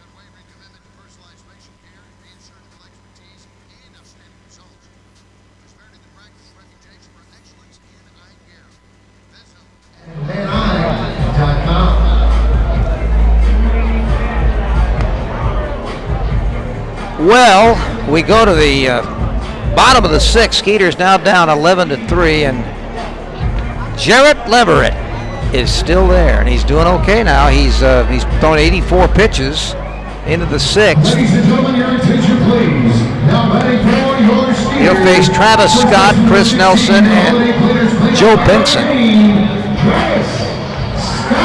Skeeters have been held to 3 runs on 7 hits, and the way things started in the first inning, I would have never guessed that would happen. But Leverett adjusted his pitching, started throwing a few more variety of pitches, stayed away from the fastball except in spots. There's a hard shot to right field off Scott's bat, by the way, off a fastball. Scott now going into second base with a double and leads it off. And that's why he's staying away from it, because Skeeters are hitting it, but he's not giving them enough of them, and he's going off speed and getting them out. Scott, though, is 2 for 2. He's got a couple of runs batted in, batting left-handed against the left-hander. Yeah, rolling that shot by Scott and going back to Leverett. definitely give him a lot of credit for getting better as the game goes along. In the last 5 innings, he's only had 1 out recorded through the air. All of them have been ground balls or strikeouts.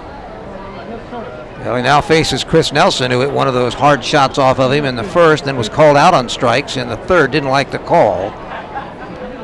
Scott's out at second base with nobody out. Strike on the outside corner, and that's where Leverett has been most efficient since he has settled down. He has used the outside corner a lot against right-handed hitters with a lot of off speed. He's kept them off stride. He's kept the ball out of the hitting zone for the most part for righties. No balls and a strike to Nelson. There he throws one right down the pipe, and it's nothing in 2.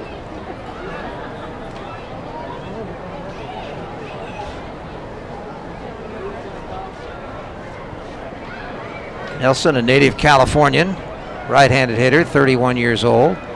Slightly open stance, waggles the bat a little bit. Here's the pitch. Pop foul, backing out of play to the right.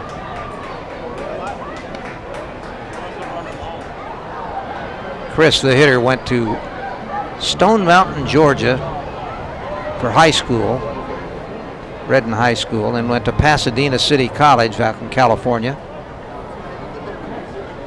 5 major league years with a .265 average. Waiting for the 0-2 pitch. Here's the dealing, and it's outside and low, and the count goes 1-2. Last year, Chris played in AAA at .232 with 3 homers and 33 runs batted in. In a utility role most of his career, he was pretty efficient in the big leagues. Waiting for the 1-2.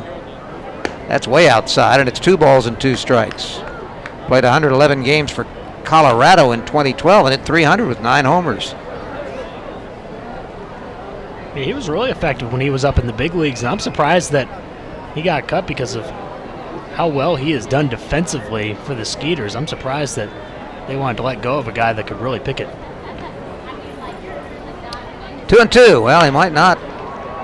Might get another shot. Bouncing ball out to second base. Columbus goes over near the second base bag and tosses it over to first. Scott, meanwhile, moves to third. All right, Greg, I've got one more this day in baseball history for you, and I'm going to quiz you, okay? All right. All right. So on this day in 1958, there was a player that collected hit number 3,000. I want you to tell you. I was listening, who it believe is. it or not, I was listening on the radio to WGN radio in Chicago. He was pinch hitting. They Yep. didn't want to use him in that game because they sure wanted was. to save it for when they went home to St. Louis. That gives you a clue. Chopping backhanded play at shortstop. Frias will toss it across, and he can't get Joe Benson, and that means Travis Scott crosses the plate. Benson with an RBI and an infield hit. And the Skeeters plate their 4th run of the game, now down 11-4. Good job by Benson to at least put it in play. He knew that he was going to be able to get something from Scott. If he at least was able to get something in the field of play, was able to get a base hit out of it and an RBI as well. See, Looks you like never that's it. knew that you'd be working with a guy old enough to have remembered something that happened in 1958. I thought I could get on something, but I was very wrong. Yeah, they brought him in as a pinch hitter. It's a big story, too, because the reason he wasn't playing in the game, we're talking about Stan Musial, is because he had 999 hits, and this was the last game on the road. And they wanted to do it at home, but the strategy dictated we got to have a pinch hitter. He came in and he doubled, as it turned out, and that was number 3,000. Yep. And crucial part of the game, and became the 8th player to join that illustrious club. Yeah, there have been a few since. Yeah, some of the great players in baseball history never had 3,000 hits. Now, admittedly, they played 154 game schedules, but it's also true guys' careers, in most part, did not last past 35 for many, many years. That pitch is outside. There were not too many of these 38, 39, 40-year-olds playing. 1 ball to Derek Miller. Miller has been called out on strikes, walked. Right-handed batter. Lead at first base to Benson. That's a fastball on the outside corner at the knees. A strike called. 1 ball and 1 strike. Miller's been a good acquisition over the last 5 games, hitting .312, and overall pretty consistent with that 279, 260, 270. He's been really consistent. He hasn't had a whole lot of really hot stretches or really cold stretches. Here's the 1-1. That one tried to bend around the plate and actually did bend around the plate, and it's a ball. 2 balls and a strike. Again, once Leverett started owning the outside corner, he has been much more effective. Skeeters get a run on a leadoff double by Scott, a bounce out by Nelson, and a single by Benson here in this 6th inning. There's a golf shot to left field. It will be in front of the left fielder Robinson. Racing into second base is Benson. To third base is Benson. The relay will not be made to the plate. Benson scores on a double by Derek Miller. And a huge defensive miscue as well by Trey Robinson out there in left. Slid for it and was not able to get to it. It bounced behind him, went all the way to the wall. I'm surprised that it wasn't more bases for Derek Miller there. And Benson able to easily score from first on that. It's not going to be ruled an error, obviously, because he didn't touch it, but it's definitely a mental error. Well, that's one of those in baseball that are weird, because you're right. It's a hit, and it was a hit because it was in front of the guy, and he had to make a fantastic try for it, but it actually was not a smart play. Right. And so consequently, there's no error that's going to come up, but it was not well played. And now Ortiz is up with another runner in scoring position and 2 outs. It's 11-5. And the Skeeters now have double figures in hits. That's 10. The first pitch is inside and low for a ball. Ortiz has bounced to third twice. The second time was disastrous because it was a 5-4-3 double play. He came into the game at 269. He's looking for the next pitch. That ball is hit hard and deep to left field. Back for it to the wall. It bangs off the scoreboard. Coming in to score is Miller, and it is hit so hard that Ortiz gets a single off the wall and left. Once again, keep the line moving, and all of a sudden, oh look, now the Skeeters are within 5 runs after Lancaster jumped out to an 8-run lead. All you got to do is just start chipping away. This is what they did against New Britain earlier this week. They just chipped away in the last few innings and were able to get into the bullpen, and that's what they'll do here as the manager for the Barnstormers comes out to yank his starter, Jarrett Leverett. And there is a new pitcher that is going to be coming in from the bullpen. And while it takes us a while for him to get close enough to tell you about him, we'll take a break and be back. It is 11-6. Lancaster is leading.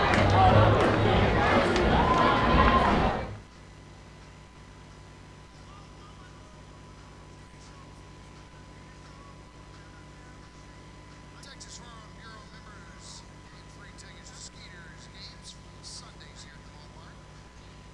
Texas Farm Bureau members, to show your current membership, TDs you've taken on us, you get 2 free tickets to any Sunday home game right here at Constellation Field. Fans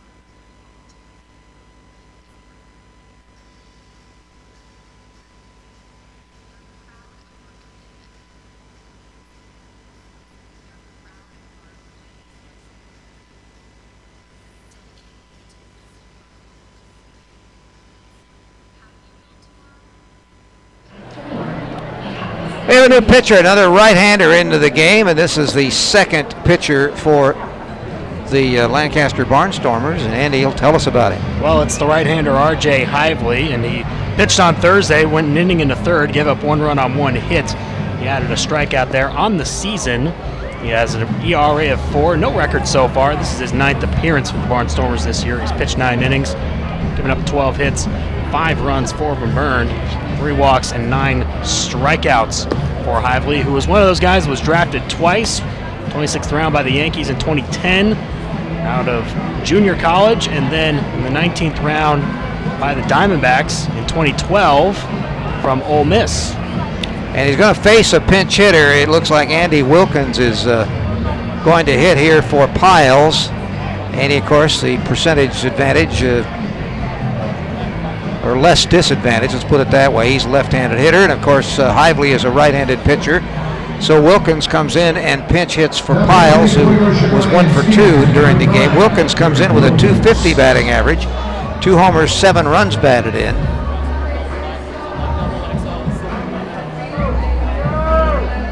And Hively, out of Orange, California, went to high school in Fullerton, then actually drafted by Arizona in the 19th round in 2012 from the University of Mississippi. He'd also been drafted earlier by the Yankees and did not sign after being a 26th round pick in 10 after Santa Ana College.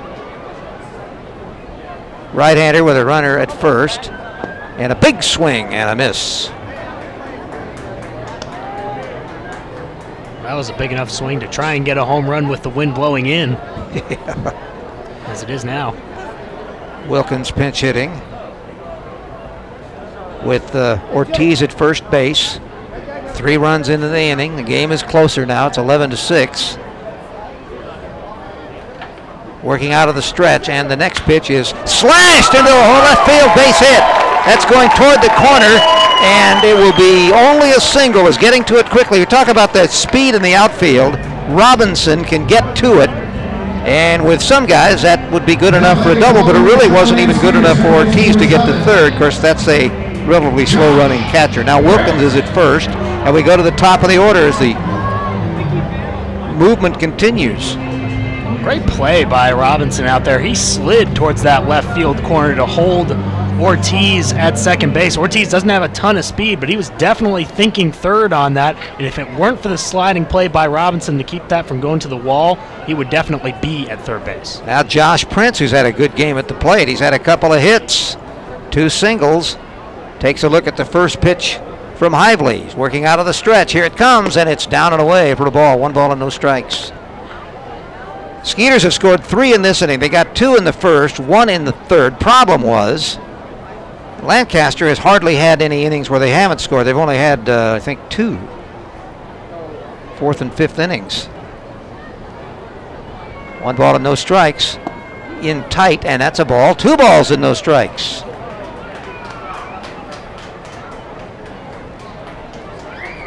Oh, that 4-run top of this inning really hurt.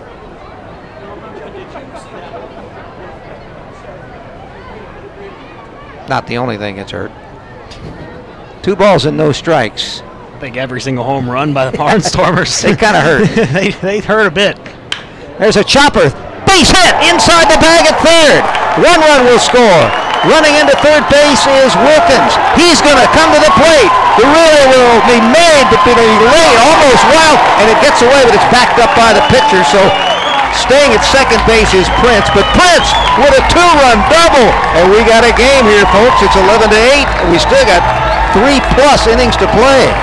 Boy, do we have a game, Greg, and that was just barely a fair ball down that left field line and nestled perfectly into that left field corner, enough to get Wilkins, who isn't the speediest guy in the world, to score all the way from first base on that RBI double, and all of a sudden the tying run's on deck. Zawadzki, who has a double in 3 at-bats, will be the hitter. Well, Hively hadn't been fooling anybody. He's given up 2 hits, and that last run is his first. Boy, 10 runs, or see, our computer scoreboard is a little behind, but One, I two, would be three, too. four. All these runs. 4 more runs. I don't blame him. Leverett got the majority of them. Toss to, not the toss, the fake to second base. 11-9. And 8 runs given up by Leverett, and he thought he was having a good game. Well, for him, for a while. It seemed to have settled down, but then all of a sudden he allowed some base runners in this 6th and got yanked. Zawadzki, the left-handed hitter, stands in, waiting for the first pitch. Here it comes. He slaps it on the ground. First baseman Hobson has it. He'll jog over to the bag, but moving into third base as the second out is recorded is Prince. Yeah, there's still a chance here for the Skeeters to get something here. Not a bad guy to have up here with a runner at third. He's the guy that can make it a one-run game with just one swing of the bat.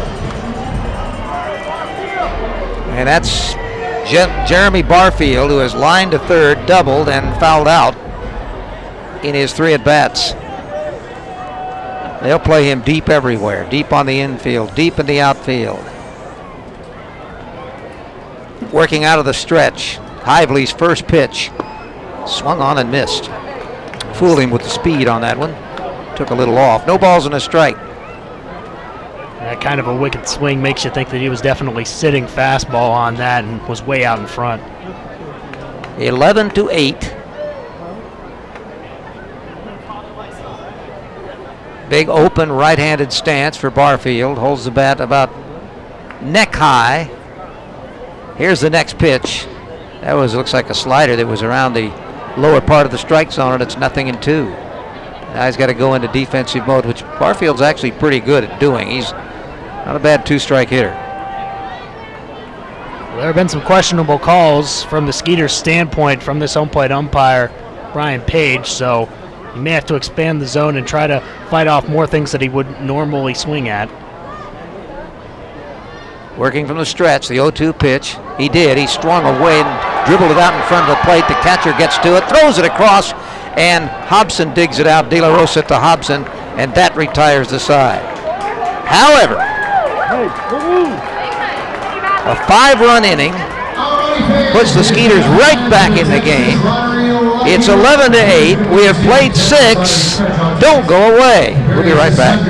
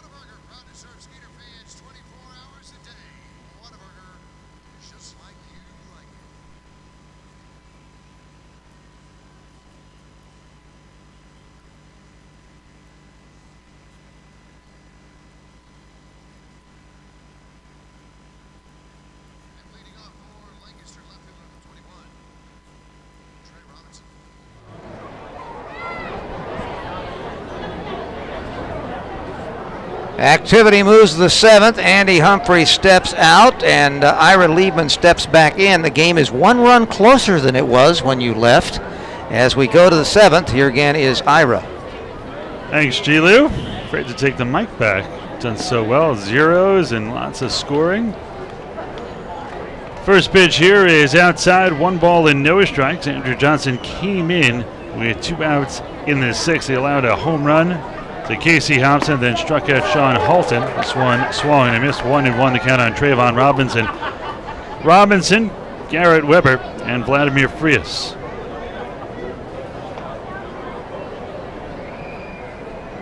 A switch hitter came in batting .235. He has grounded the second, doubled, and scored and hit into a double play.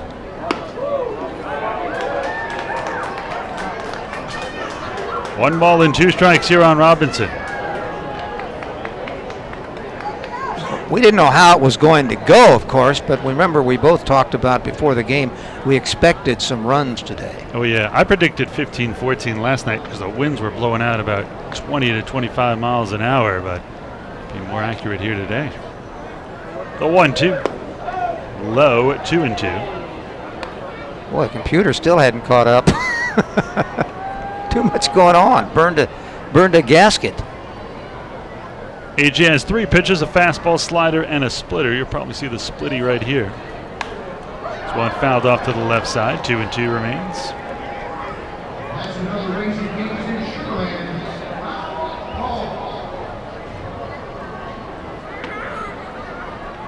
Action in the Barnstormers bullpen, not in the Skeeters, however. They set up inside here on Robinson. The 2-2 from Johnston is on the inside corner, strike 3. Robinson picked up the hands, ducked back the knees, and he does not like the call at all. Talking to the home plate umpire, pretty face to face, and he is still going back for more. Home plate umpires now turned his back to him, Brian Page, and Robinson will finally walk away.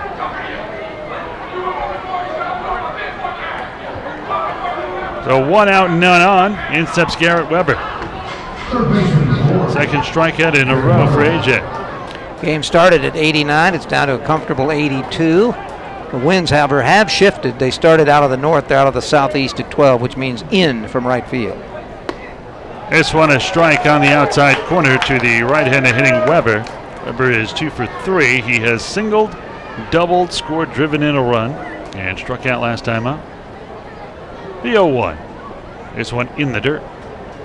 1 ball, 1 strike, 1 out, none on, top of the 7th. Skeeters, who were trailing 11-3 at one point, now trail just 11-8. 24 combined hits, 19 combined runs. The 1-1. Swung on, popped up, shallow right field. This is going to be a long run for Barfield towards the line, still coming. He'll catch up with it, almost on the infield. And there's the second out.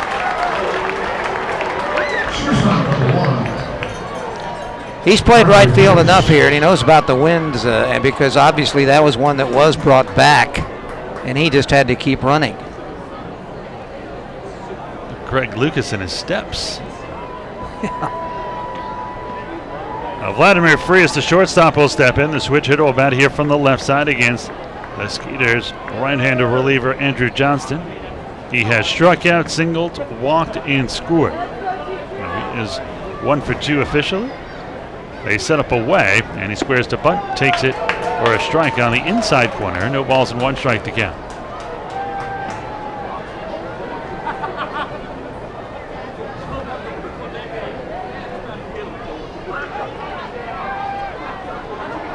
The 0-1. This one in the dirt. 1 ball and 1 strike to count.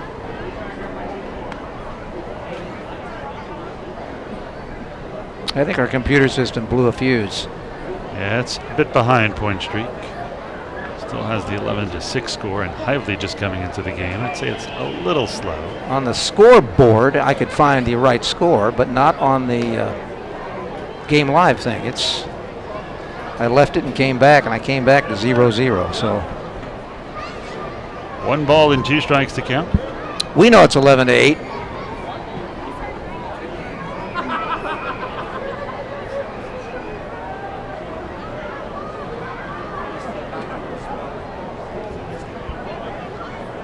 The 1-2, this one tapped back to the mound. AJ Fields it, flips it underhand all the way from the mound, and that'll do it. A very easy inning, a strikeout, a fly out, a ground out.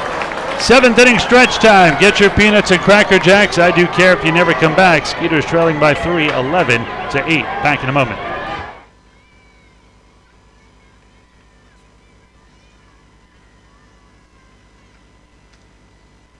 Mighty fans, it is now time for the 7th inning stretch. Everybody up on your feet for a little take me out to the ball game.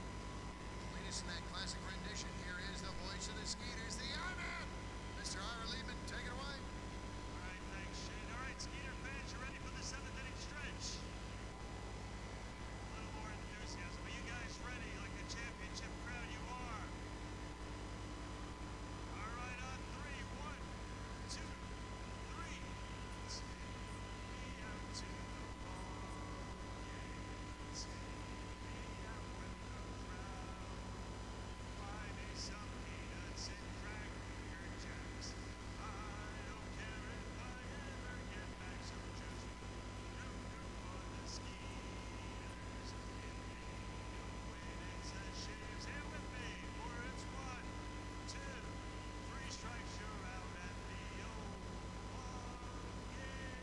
Let's go, Skeeters!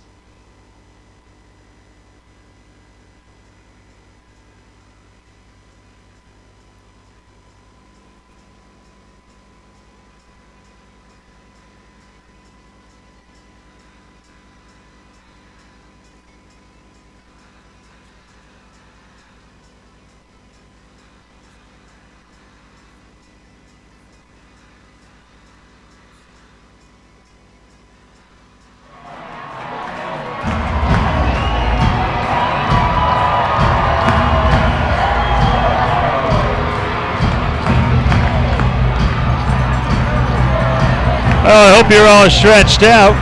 Ethan Werner back in the studio as limber as they come. Skeeters are trailing 11-8. They got exactly what they needed. They got 5 runs in the bottom of the 6th, and then Andrew Johnson has a 1-2-3 inning. So despite being behind, they have the momentum on their side. Scott Schumann, I'm guessing because he's a single-digit pitcher and they only have one. Process of elimination, huh? We can't see the number, but it looked like a single digit. So he is the new pitcher, 6'3", 205 pounds, a right-hander out of Valdosta, Georgia. And he's reached as high as Double-A. Played for Long Island last year a little bit. From Auburn, Alabama, the right-hander would be the 3rd pitcher to be used by Lancaster. Neither one of the first 2 have been all that effective, but effective enough that their team is still on top by 3. By the way, you can't stop Somerset. They won again today, 8-2 over Southern Maryland. They're over in the other division, of course, but with that win, they go to 15-6. Well, that's only game 1 of the double dip. Yes, let's see. And they did lose. No, top of the 5th, they're behind by a run, 3-2. And the other score was Bridgeport over the York Revolution, 5-0. Long Island at New Britain was washed away. All right, Skeeters, momentum on their side. We'll try to carry it here into the bottom of the 7th. Meet of the order 4, 5, and 6. Travis Scott, Chris Nelson, and Joe Benson. Scott tonight is 2 for 2 with 2 RBIs, a run scored, a single, and a double. This one is high, 1 ball and no strikes. Now has himself a 9-game hitting streak. 11 runs on 13 hits for the Barnstormers. 8 runs, also 13 hits for the Skeeters. The 1-0 coming here from Schumann. They set up low and away. Swung and belted deep to right center field. This one is back to the track, to the wall, and he just missed it off the top of the wall. Scott will stop at second. A leadoff double, and Travis is 3 for 3 as momentum keeps coming here for the Skeeters. Now to bring in Chris Nelson with the tying run on deck. Boy, left-hander, right-hander, it makes no difference to Scott tonight. He has been Remy-cackling the ball, and he has put the Skeeters in a great spot here to have another big inning.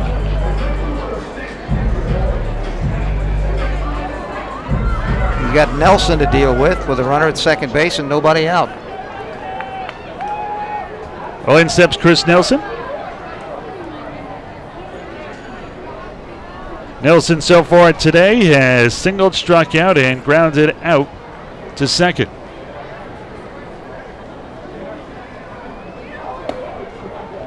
This one is a little bit low and away. 1 ball and no strikes. Skeeters trailing 11-8. Trying to complete an 11-3 comeback. The 1-0 by Schumann. This one is shot down the right side. That one's going to hook foul. 1 ball and 1 strike to count.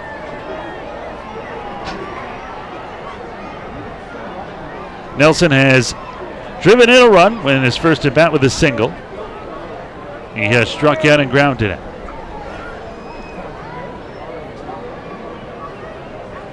See what Schumann throws him here on the 1-1. I guess an off-speed pitch away. See what they set up. They're going to set up inside. The 1-1. It was away, and Nelson crushed it. 1 ball and 2 strikes. That one back into the screen. Nelson has really hit well as of late, especially in the month of May. trying to continue his hot hitting here. Keep this train moving. Skeeters now out hitting the Barnstormers 14-13, but they're down 11-8. Nelson has now hit in 13 of his last 15. Swan punch down the right side, foul again, 1-2, the count remains.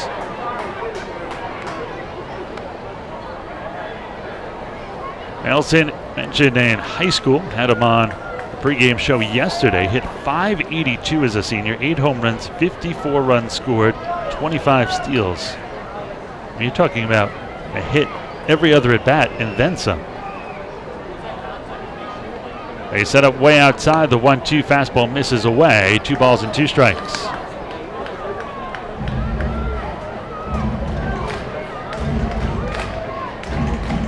Skeeters trying to complete this comeback. If Nelson reaches, Joe Benson would be the tying run at the plate.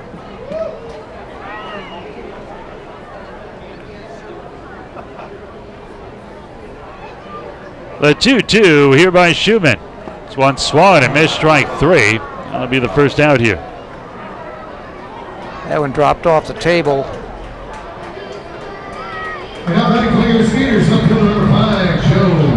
Now Benson will step in. Benson has hit into a fielder's choice, grounded at the third, singled, scored, and drove in a run. Benson came in batting .205. If Benson should reach, then Derek Miller would be the tying run. Miller doubled and drove in a run last time out.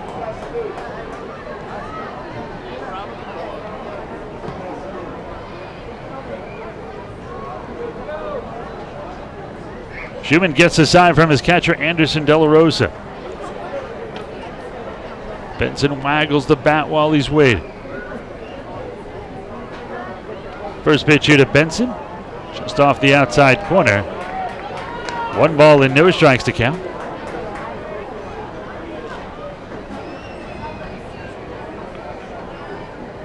Schumann drafted twice. Was done by the Brewers in the 23rd round, then by the Rays in the 19th round in 2009, 3 years later. This one is down low. 2 balls and no strikes. Never has he started a game in his professional career. He started at age 21 in 2009. He's now 29, has never started a game. Last year he played for Long Island and Bridgeport in this league, and actually Venezuela during the winter before, and even Mexicali a little bit last year, so he was all around the place. Mexicali, eh? Yeah. Not the Mexican League, but Mexicali. Well, Mexican PW, that's it. I think that's a winter league. The 2-0 here by Schumann. Benson takes this one on the inside corner for a strike. 2 balls and 1 strike to count. Been to Mexico? Just barely across the border. Smuggling stuff again, Brett? Yeah, that was it. Back in college. College, you're smuggling beer back to the dorm room. Yeah. Cheaper in Mexico, is that what you're doing? The 2-1. Swung and hit into right field for a base hit. Late break by Travis Scott, and now the tying run comes to the plate, and Derek Miller with runners on the corners and only 1 away. Second hit of the night from Miller. I know Skeeter fans would like to see the runner score from second base on a base hit, but you got into third base and there's still only 1 out. So there's a lot of opportunities to get him in, and there's no sense taking a chance with Scott, because on a ball hit like that, he has to make sure, he sees it's a line drive from where he is, but he has to make sure the first baseman isn't close enough to catch it. And generally when you're out hitting a team and you're behind in the game, it's usually just a matter of time. The Skeeters now 2 hits better than the Barnstormers, 15-13, trailing 11-8. But Derek Miller strolls into the box, and he represents the tying run here with the Skeeters down by 3. Miller has struck out, walked, doubled, drove in a run, and scored a run last time up. His double was one of those line shots to left field that Robinson took a shot at getting and didn't got behind him. Throw to first, Benson gets back in. And Benson's got plenty of speed. You wonder if they would throw through here with the runner at third, Scott, and a base hit would make it a 1-run game. Did you chance it, G-Lou? I wouldn't, because I'm very conservative, because this team is hitting the ball so well. I don't want to even take a chance of getting outs on the bases. Schumann a long look at first. Benson a slight lean towards second. He does not go. This one swung and a hit high in the air to left field. This one, unfortunately, is going to die near the warning track, but tagging and coming down to score is Scott. And now the Skeeters pull to within 2, 11-9, thanks to Miller's sac fly RBI. His second of the game, his 10th of the year. I've really liked Miller since he got in the lineup and been playing a lot. He's been a very, I say, consistent player. Does a lot of things well. He's got speed, pretty good hitter for average, good outfielder. And now here comes Ross Peoples. This might be all for his person, Scott Schumann. Slow walk to the mound here. Let's see if Peoples makes the move. There is action in the Barnstormers bullpen down there in the barn. Let's see if he's going to take the ball. So far, no indication, but a huge meeting on the mound. Remember, Benson down at first. And the catcher Ortiz coming to bat here would represent the tying run. They're not going to take him out here, at least I don't think so. Just perhaps a timeout or a discussion of strategy. I think that's all it is, because they've got a left-hander, and that left-hander is waiting to pitch to Wilkins. And I think this is mostly a discussion of strategy with this hitter. And perhaps no matter what happens after Ortiz, he bring in Wilkins. Ortiz can go either way, of course, and so. So it steps Jose Ortiz. So correction. This is we got a Albert Cordero, pinch the other hitting. catcher. Switch hitter will bat here from the left side. It wouldn't have been any great advantage here, even though he's hitting left-handed. He could have also hit right-handed. Ortiz was 1 for 3 with an RBI and a run scored. Cordero represents a tying run. The Skeeters down 11-9. This one inside the throw down to first, and just getting back in time is Benson, sliding head first, almost slid past the bag.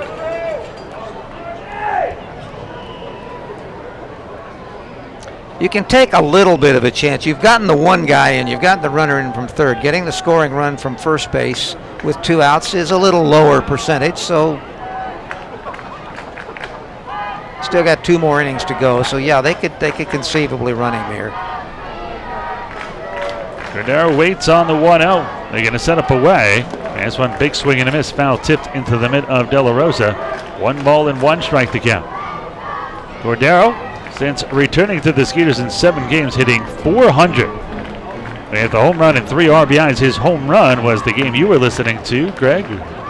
Skeeters tied it in the 9th. Actually, that's when you tuned out. I was not listening until the end, unfortunately, but I heard the comeback. Cordero hit a home run in the 9th, tied at 6. Skeeters would lose an 11 to New Britain, though. This one chopped foul at the plate. 1 ball and 2 strikes to count. Skeeters trailed 11-3. They got 5 last inning in the 6th, 1 here in the 7th. Trail just 11-9 now. Gary really likes this team. They do not quit no matter how much they're down.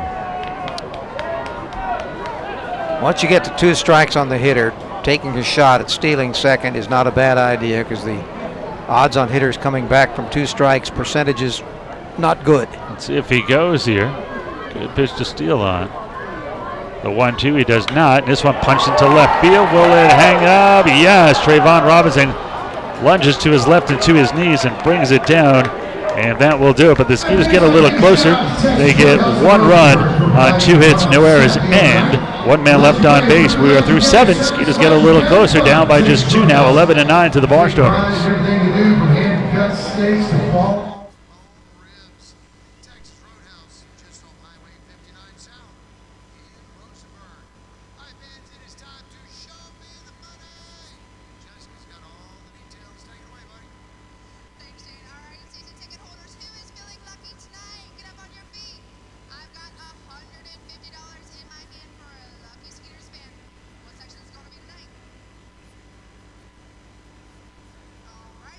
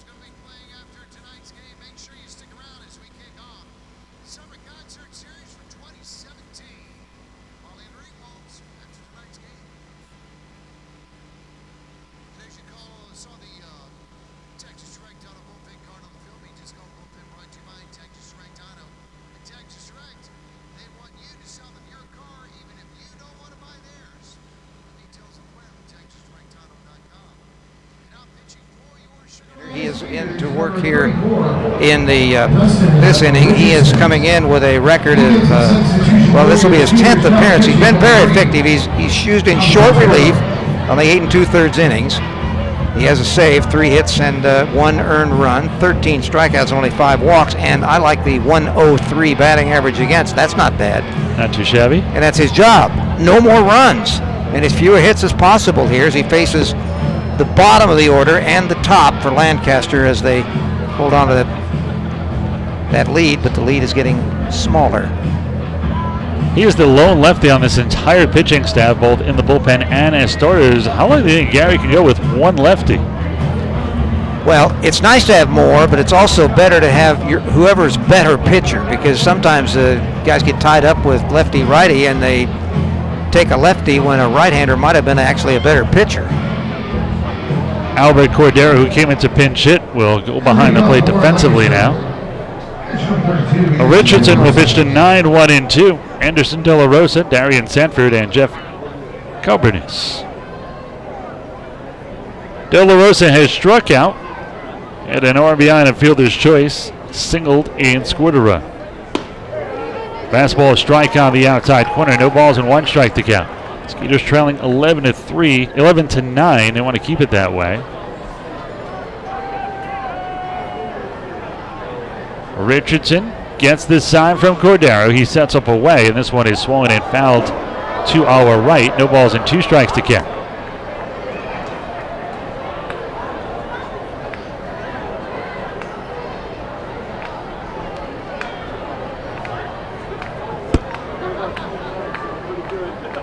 The 0-2 here by Richardson. Swung on and missed. Waved weakly at a fastball outside, and there's 1 down. A 1 out, none on. Back to the top of the order here with Darian Sanford.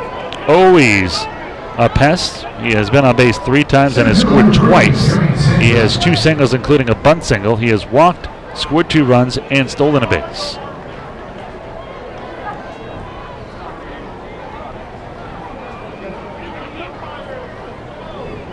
This one swung and missed, and looks like Richardson's fastball very good here tonight. Former big leaguer, has been part of 2 seasons with the Red Sox. Richardson just features a fastball and a slider. He can't possibly weigh 170 pounds. Not anymore. This one swung and missed. No balls and 2 strikes.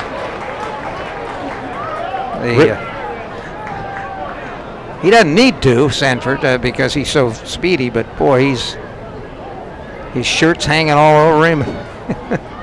Maybe his mom needs to feed him more. It is Mother's Day tomorrow. Maybe get a goodie basket. This one high and outside. 1 and 2. Richardson, one of the last remaining players to play in the inaugural season for the Skeeters. He played for the Skeeters in 2012 and 13, and rejoining him this year for his 3rd stint. The 1-2. Way inside, and Sanford spins out of the way of that one. 2 balls and 2 strikes to count. Skeeters trailing by 2, 11 and 9 here in the 8th.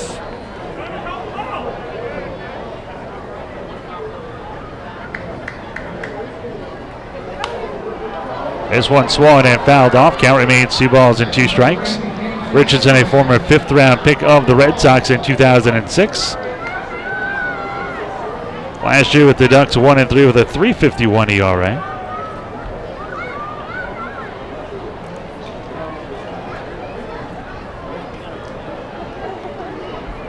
The lefty deals the 2-2. Swung and fouled off the mask and the mitt of Albert Cordero. Last year he split some time between the Angels farm system at AA Tulsa, then the Dodgers double in AAA. Here in the Texas League with Tulsa, then Oklahoma City at AAA in the PCL, and then with the Ducks. The 2-2. Swung on and missed, strike 3, and Richardson strikes out both of the first 2 batters he has faced here. And the momentum continues to stay on the Skeeters' side. Since they've scored 5, they have retired 5 in a row defensively as well. In fact, that is 6 straight retired by 3 different pitchers.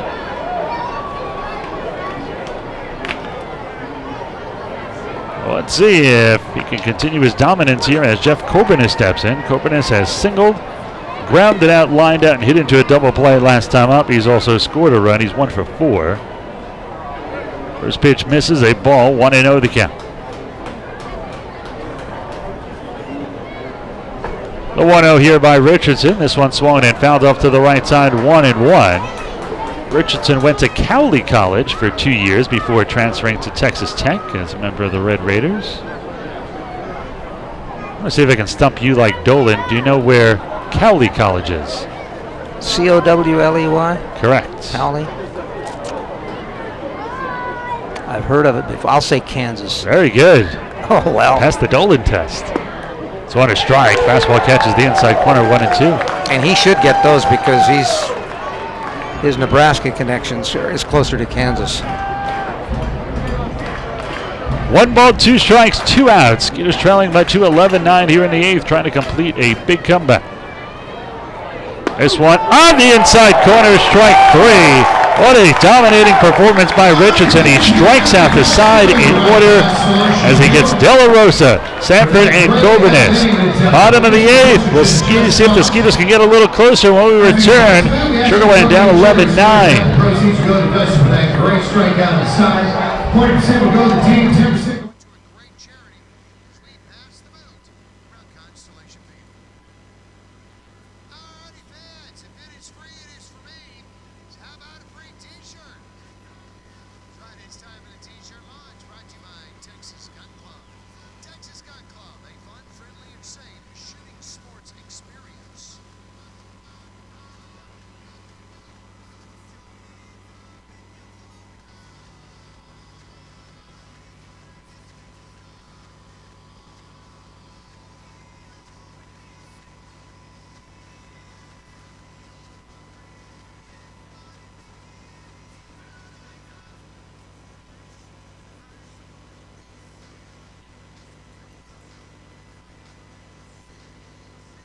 Skeeters fans, it's time to start planning your kids' summer activities. We've got just the thing for the aspiring baseball player in your family. Sugar Land Skeeters and manager Gary Guyan will be hosting a baseball camp at Constellation Field. It's held on June 26th through the 30th, and this week-long camp will provide instruction and organize an enjoyable atmosphere. It's going to include drills, skills competition, and of course, a great time. Be sure to stop by the Classic Chevrolet customer service desk, line section 16. Sign your child up during tonight's game.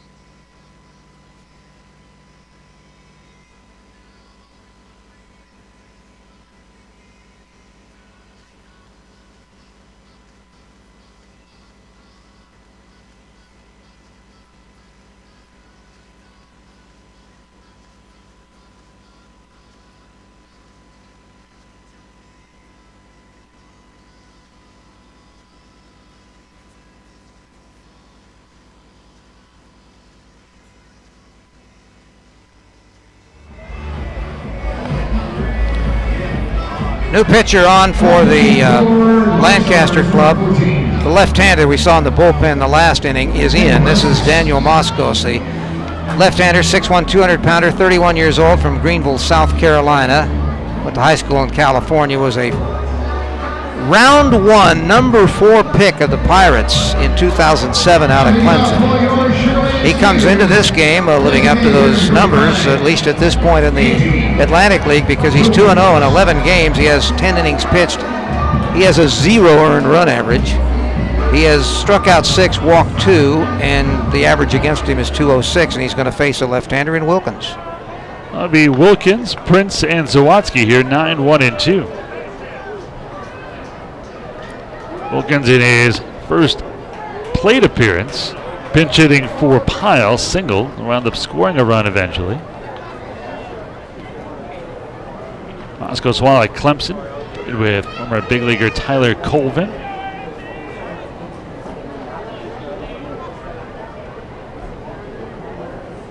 The 1-0. There's a strike, 1 ball and 1 strike to count. Moscow's had one really good year with Pittsburgh in the majors in 2011. He was in 31 games. Situational lefty, but he was 1-1 with a nice 2.96 earned run average.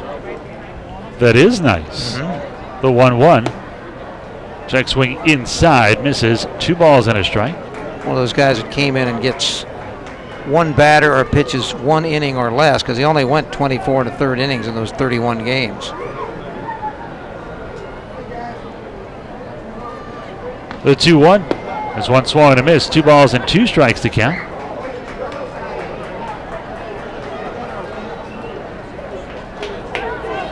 Interesting first round that year he got picked. Price was first, Moustakas second, Josh Vitters, who we've seen in this league, then Moskos. Matt Weir's behind him, Madison Baumgartner in the 10 slot. This one swung and missed. Wilkin chased the ball low and away. That's the first out. That was obviously not a dominating first round in that year. Jason Hayward also in that round. Kevin Arentz, his current teammate, who is not in this game. Tim Alderson has also played in this league, as well as Blake Bevan. But no future Hall of Famers. Point is, draft is David Price fancy. could be. Oh, David Price. Yeah, I forgot about David Price. He could be. Yeah, he's got a shot. He lasts long enough. First pitch here is a little bit low and in, 1-0 to Prince. The Prince of Sugar Land, 3 for 4 tonight. He singled twice, doubled, drove in 2, and scored 1. He's also grounded out the 3rd. Skeeters trailing by 2, 11-9. They have 5 outs left to work with. The 1-0. Swung and chop foul. And it's really the key here. Prince getting on. Zawadzki's had a good night. And, of course, Barfield after that. And Travis Scott having a terrific night. He's a perfect 3 for 3 with 2 doubles, a couple of RBIs.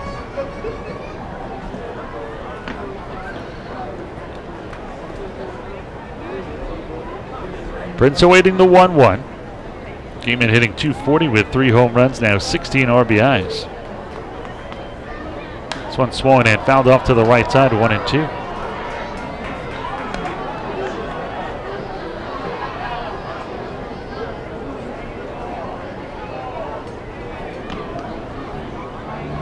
$11 runs on 13 hits for the Barnstormers, 9 runs on 15 for the Skeeters.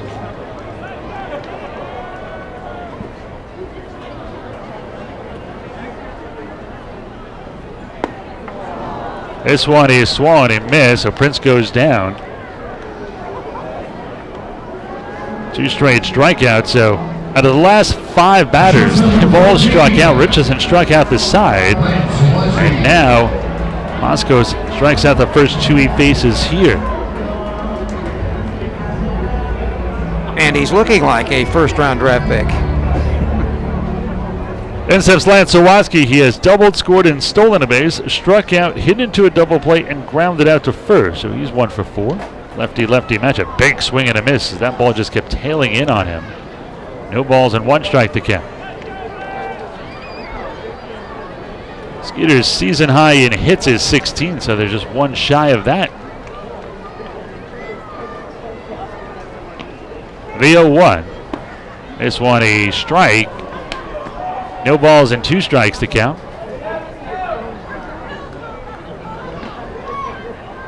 Moskos 10 pitches, now 7 for strikes.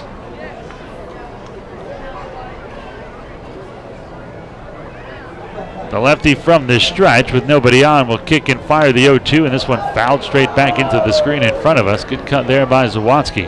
Like a lot of lefties, likes to go down and get it. Why do you think lefties prefer the low and in? I mean, righties don't prefer it low and in. No, I think it has something to do with the fact that their direction of travel is going to be to their right. You know, after they swing, it's just right in their wheelhouse. This one swung and missed. Catcher De La Rosa drops it, picks it up, and tags Zawadzki, and that'll do it. 2 unassisted put out. Both pitchers strike out the side in order. We are through 8 innings of play. It is still the Barnstormers in front by a pair, 11-9 over your Sugar Land Skeeters.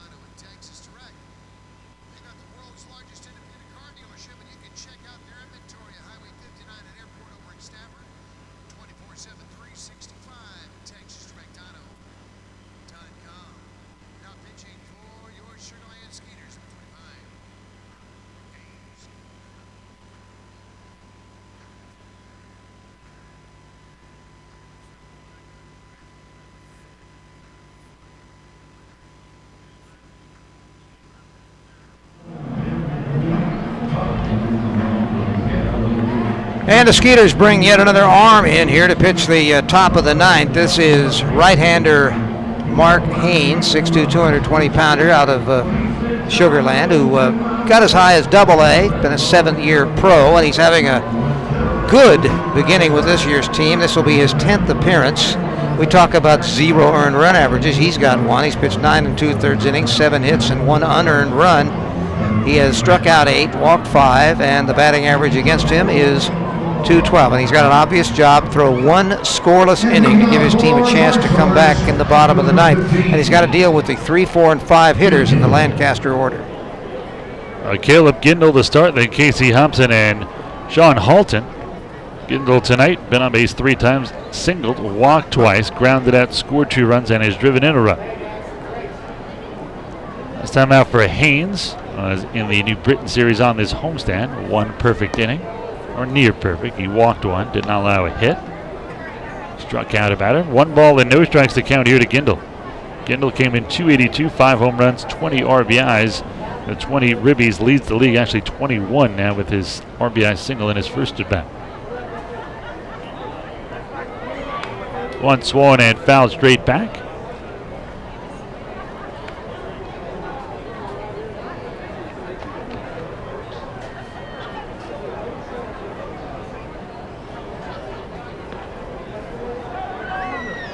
Haynes gets the sign here from Cordero. Cordero will set up away. The 1-1 here from the right hander.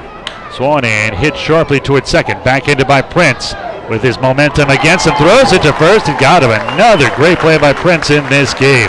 That is the 4th hit he has robbed from the Barnstormers tonight. Really tough play because of the way he had to make the throw. He had to throw it hard, but because he was making it off balance going away, he had to put a little bit of a loop in it. But he had enough, even with the loop, to get Gindel by a step or so. Trainer running down from Barnstormers down right field with somebody. Somebody's possibly hurt. That's going back to the locker room for the Barnstormers. So 1 out, none on thanks to Prince. We're bringing in Casey Hobson. Hobson has struck out, singled and drove in a run. That was robbed on a great play. 1 of the 4 hits that Prince robbed from the Barnstormers, then hit a 2-run homer last time up. The first batter that Andrew Johnston faced. This one misses inside. 1 ball and no strikes to count. Haynes features 3 pitches, a fastball, a slider, and a splitter.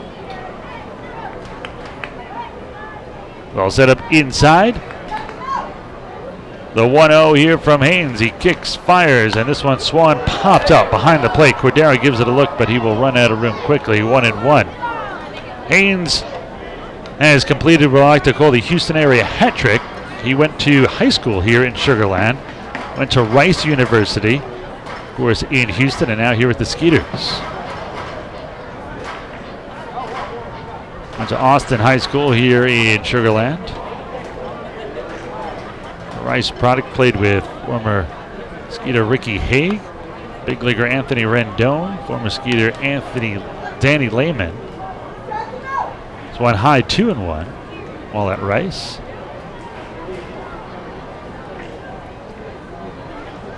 They set him inside. Cordero wants it high and tight. And the 2-1. Swung and missed. Almost outside, but he got the result he wanted. 2-2 as he blows the fastball past Hobson.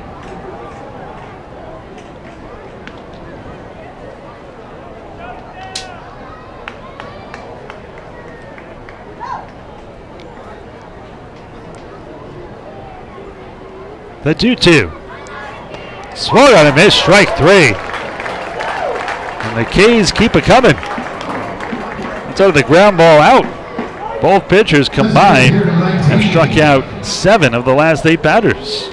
Nobody's getting any wood on the ball after nothing but wood in the first part of this game. Sean Halton will step in. Halton has a home run in this one in the first inning. He had a 3-run shot. Then he was robbed on a great play by Lance Sawatsky. He singled, an infield single, then struck out last time up. He's 2 for 4. Check swing, but a strike on the outside corner, 0-1. And Haynes throwing pretty hard tonight. Haynes, one of 3 Skeeters pitchers with saves. Felipe Paulino Dustin Richardson and Haynes. Gary always has a good bullpen. It's really been the backbone of his success. The 0-1. This one a strike on the outside corner and quickly 0-2. There's action in the bullpen for the 9th inning. Right-hander, I'm guessing it's Cody Hall. He's the only guy that's got multiple saves. Be a good guess. And the reason they don't have many saves is because their margin of victory is usually too big. Yeah, when you play in Lancaster, the Fenway Park of the Atlantic League, well, that's what happens. Yeah, Lancaster, for instance, has scored coming into this game 123 runs. Of course, you got to add what they've done today. And they've only given up 95, which means their margin has been a bit large. That's a good thing. The 0-2 here by Haynes. On the outside corner, strike 3. Haynes freezes him. And another strike-filled inning by a pitcher. A last chance for the Skeeters when we get back. They need 2 to tie, 3 to win in the bottom of the 9th. They're down 11-9 in the bottom of the 9th. It'll be Barfield, Scott, and Nelson, 3, 4, and 5. Stick around to see if the Skeeters can do it.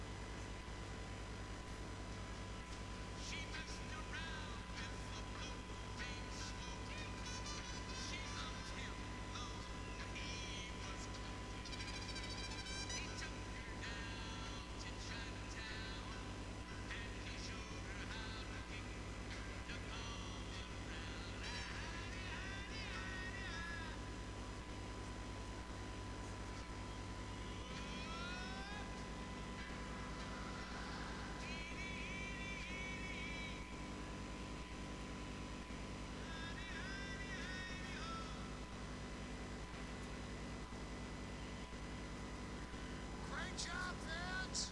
Nice job. Now pitching for the Barnstormers,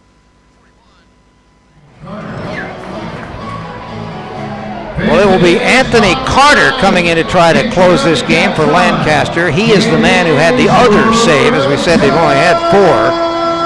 Carter's a big guy. He's 1-2, 9 innings pitched in 9 games, 13 hits, so he's not been untouchable. In fact, a .333 batting average against and a home run. But he has a save. He's going to try for number 2. The Skeeters are going to see if they can't keep that from happening with the heart of the order, Barfield, Scott, and Nelson down by 2. As I said yesterday, Carter pitched at Georgia Perimeter College. Last thing's Millage will go into left field. Defensively, a former big leaguer. If you go to Georgia Perimeter College, is that a college on the outskirts? It's on the outskirts of Georgia. It's right there on the border. You don't know whether you're in Florida or Alabama. Well, ends up Jeremy Barfield. He's 1 for 4, was robbed of a hit in his first trip to the plate by the third baseman Garrett Weber. Doubled and scored, fouled out, and grounded out. This one a strike on the outside corner, 0-1 to count. Carter played just up the road at Round Rock last year, 21 games, 610 earned run average, and 17 strikeouts and 5 walks. 0-0 record. 31-year-old right-hander.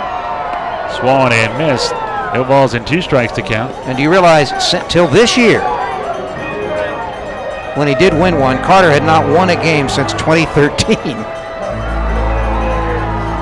That's pretty good. By the way, Robinson also moves from left to right field, and Gindel out of the game, and that was the guy we saw with the Barnstormers trainer, so must have hurt himself somehow. Swan is hit high in the air to right field, but playable. And Robinson, just mentioning him, gets his test. The ball will always find you when you move. And Skeeters down to their final 2 outs here, down 2, 11 and 9, as Travis Scott steps in. A perfect night for T. Scott. He has doubled his last 2 times up. He has scored 2 runs. He has a single, and he has driven in 2 runs. 9-game hitting streak now. Let's see if Scott can bring the tying run to the plate if he can get on. Chris Nelson on deck. You know the way it goes, though. He's had a great game, but if he doesn't get a hit here. I know. First pitch to the left-hander hitting Scott. This one is a fastball down low, 1-0.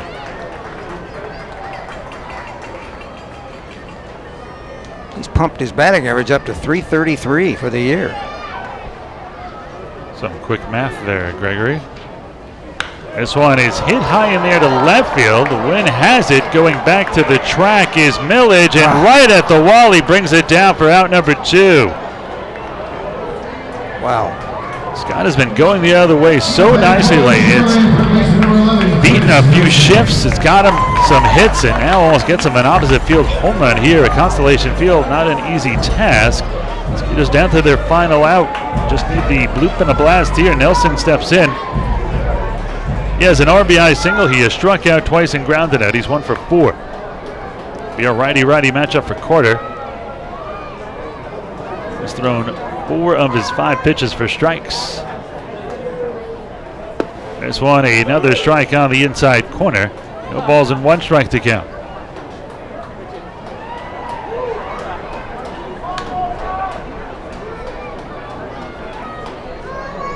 The 0-1. Check swing, lays off. That one misses a little bit low and away. 1 ball and 1 strike. You know, up to this point, there have been 20 runs scored, and the 2 teams combined have only left 9 runners on base. So they've been very, very efficient in getting people home. The 1-1. This one a strike on the outside corner. 1 and 2, and the Skeeters down to their final strike. Either big innings or 1, 2, 3 innings. Remember, after the game, Molly and the Ringwalds will perform on the field, so stick around if you're in the ballpark. And if you're not, come on down, as they used to say on The Price is Right. They still say that, don't they? So I'm low and away. Have to ask Drew Carey. I have not seen it for a while. Yeah, they lost me when Bob Barker left. Yeah. Though he took a beating from Happy Gilmore, didn't he? 2 balls, 2 strikes, 2 outs. Skeeters trying to stave off this game ending. Slow roller back to the mound. Carter pounces on it, throws it to first a little low, and that's the game as Hobson grabs it before it hits the dirt as the Skeeters comeback falls a little bit short, 11-9. Final numbers look like this: 11 runs, 13 hits, no errors for the Barnstormers, 9 runs, 15 hits, and no errors for the Skeeters. We're going to take a break. We'll come back. We'll give you the highlights, our player of the game.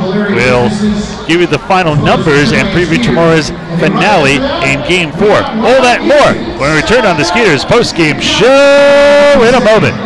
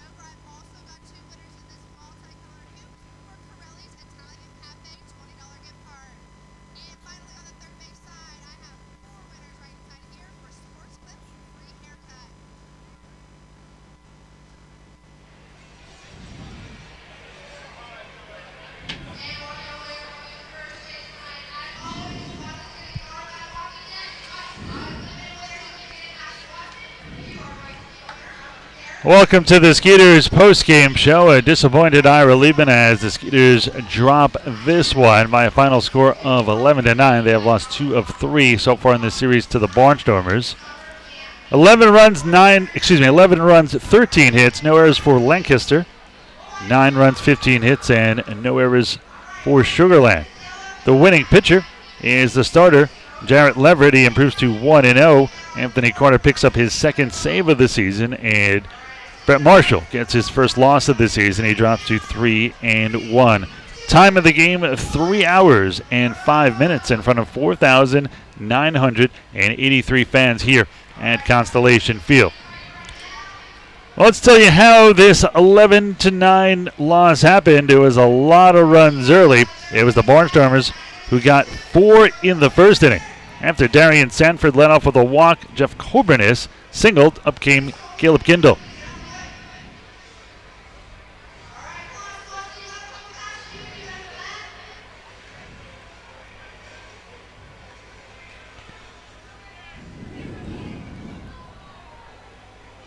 Well, 2 batters later, Sean Holted will make it 4-0 with 1 swing of the bat.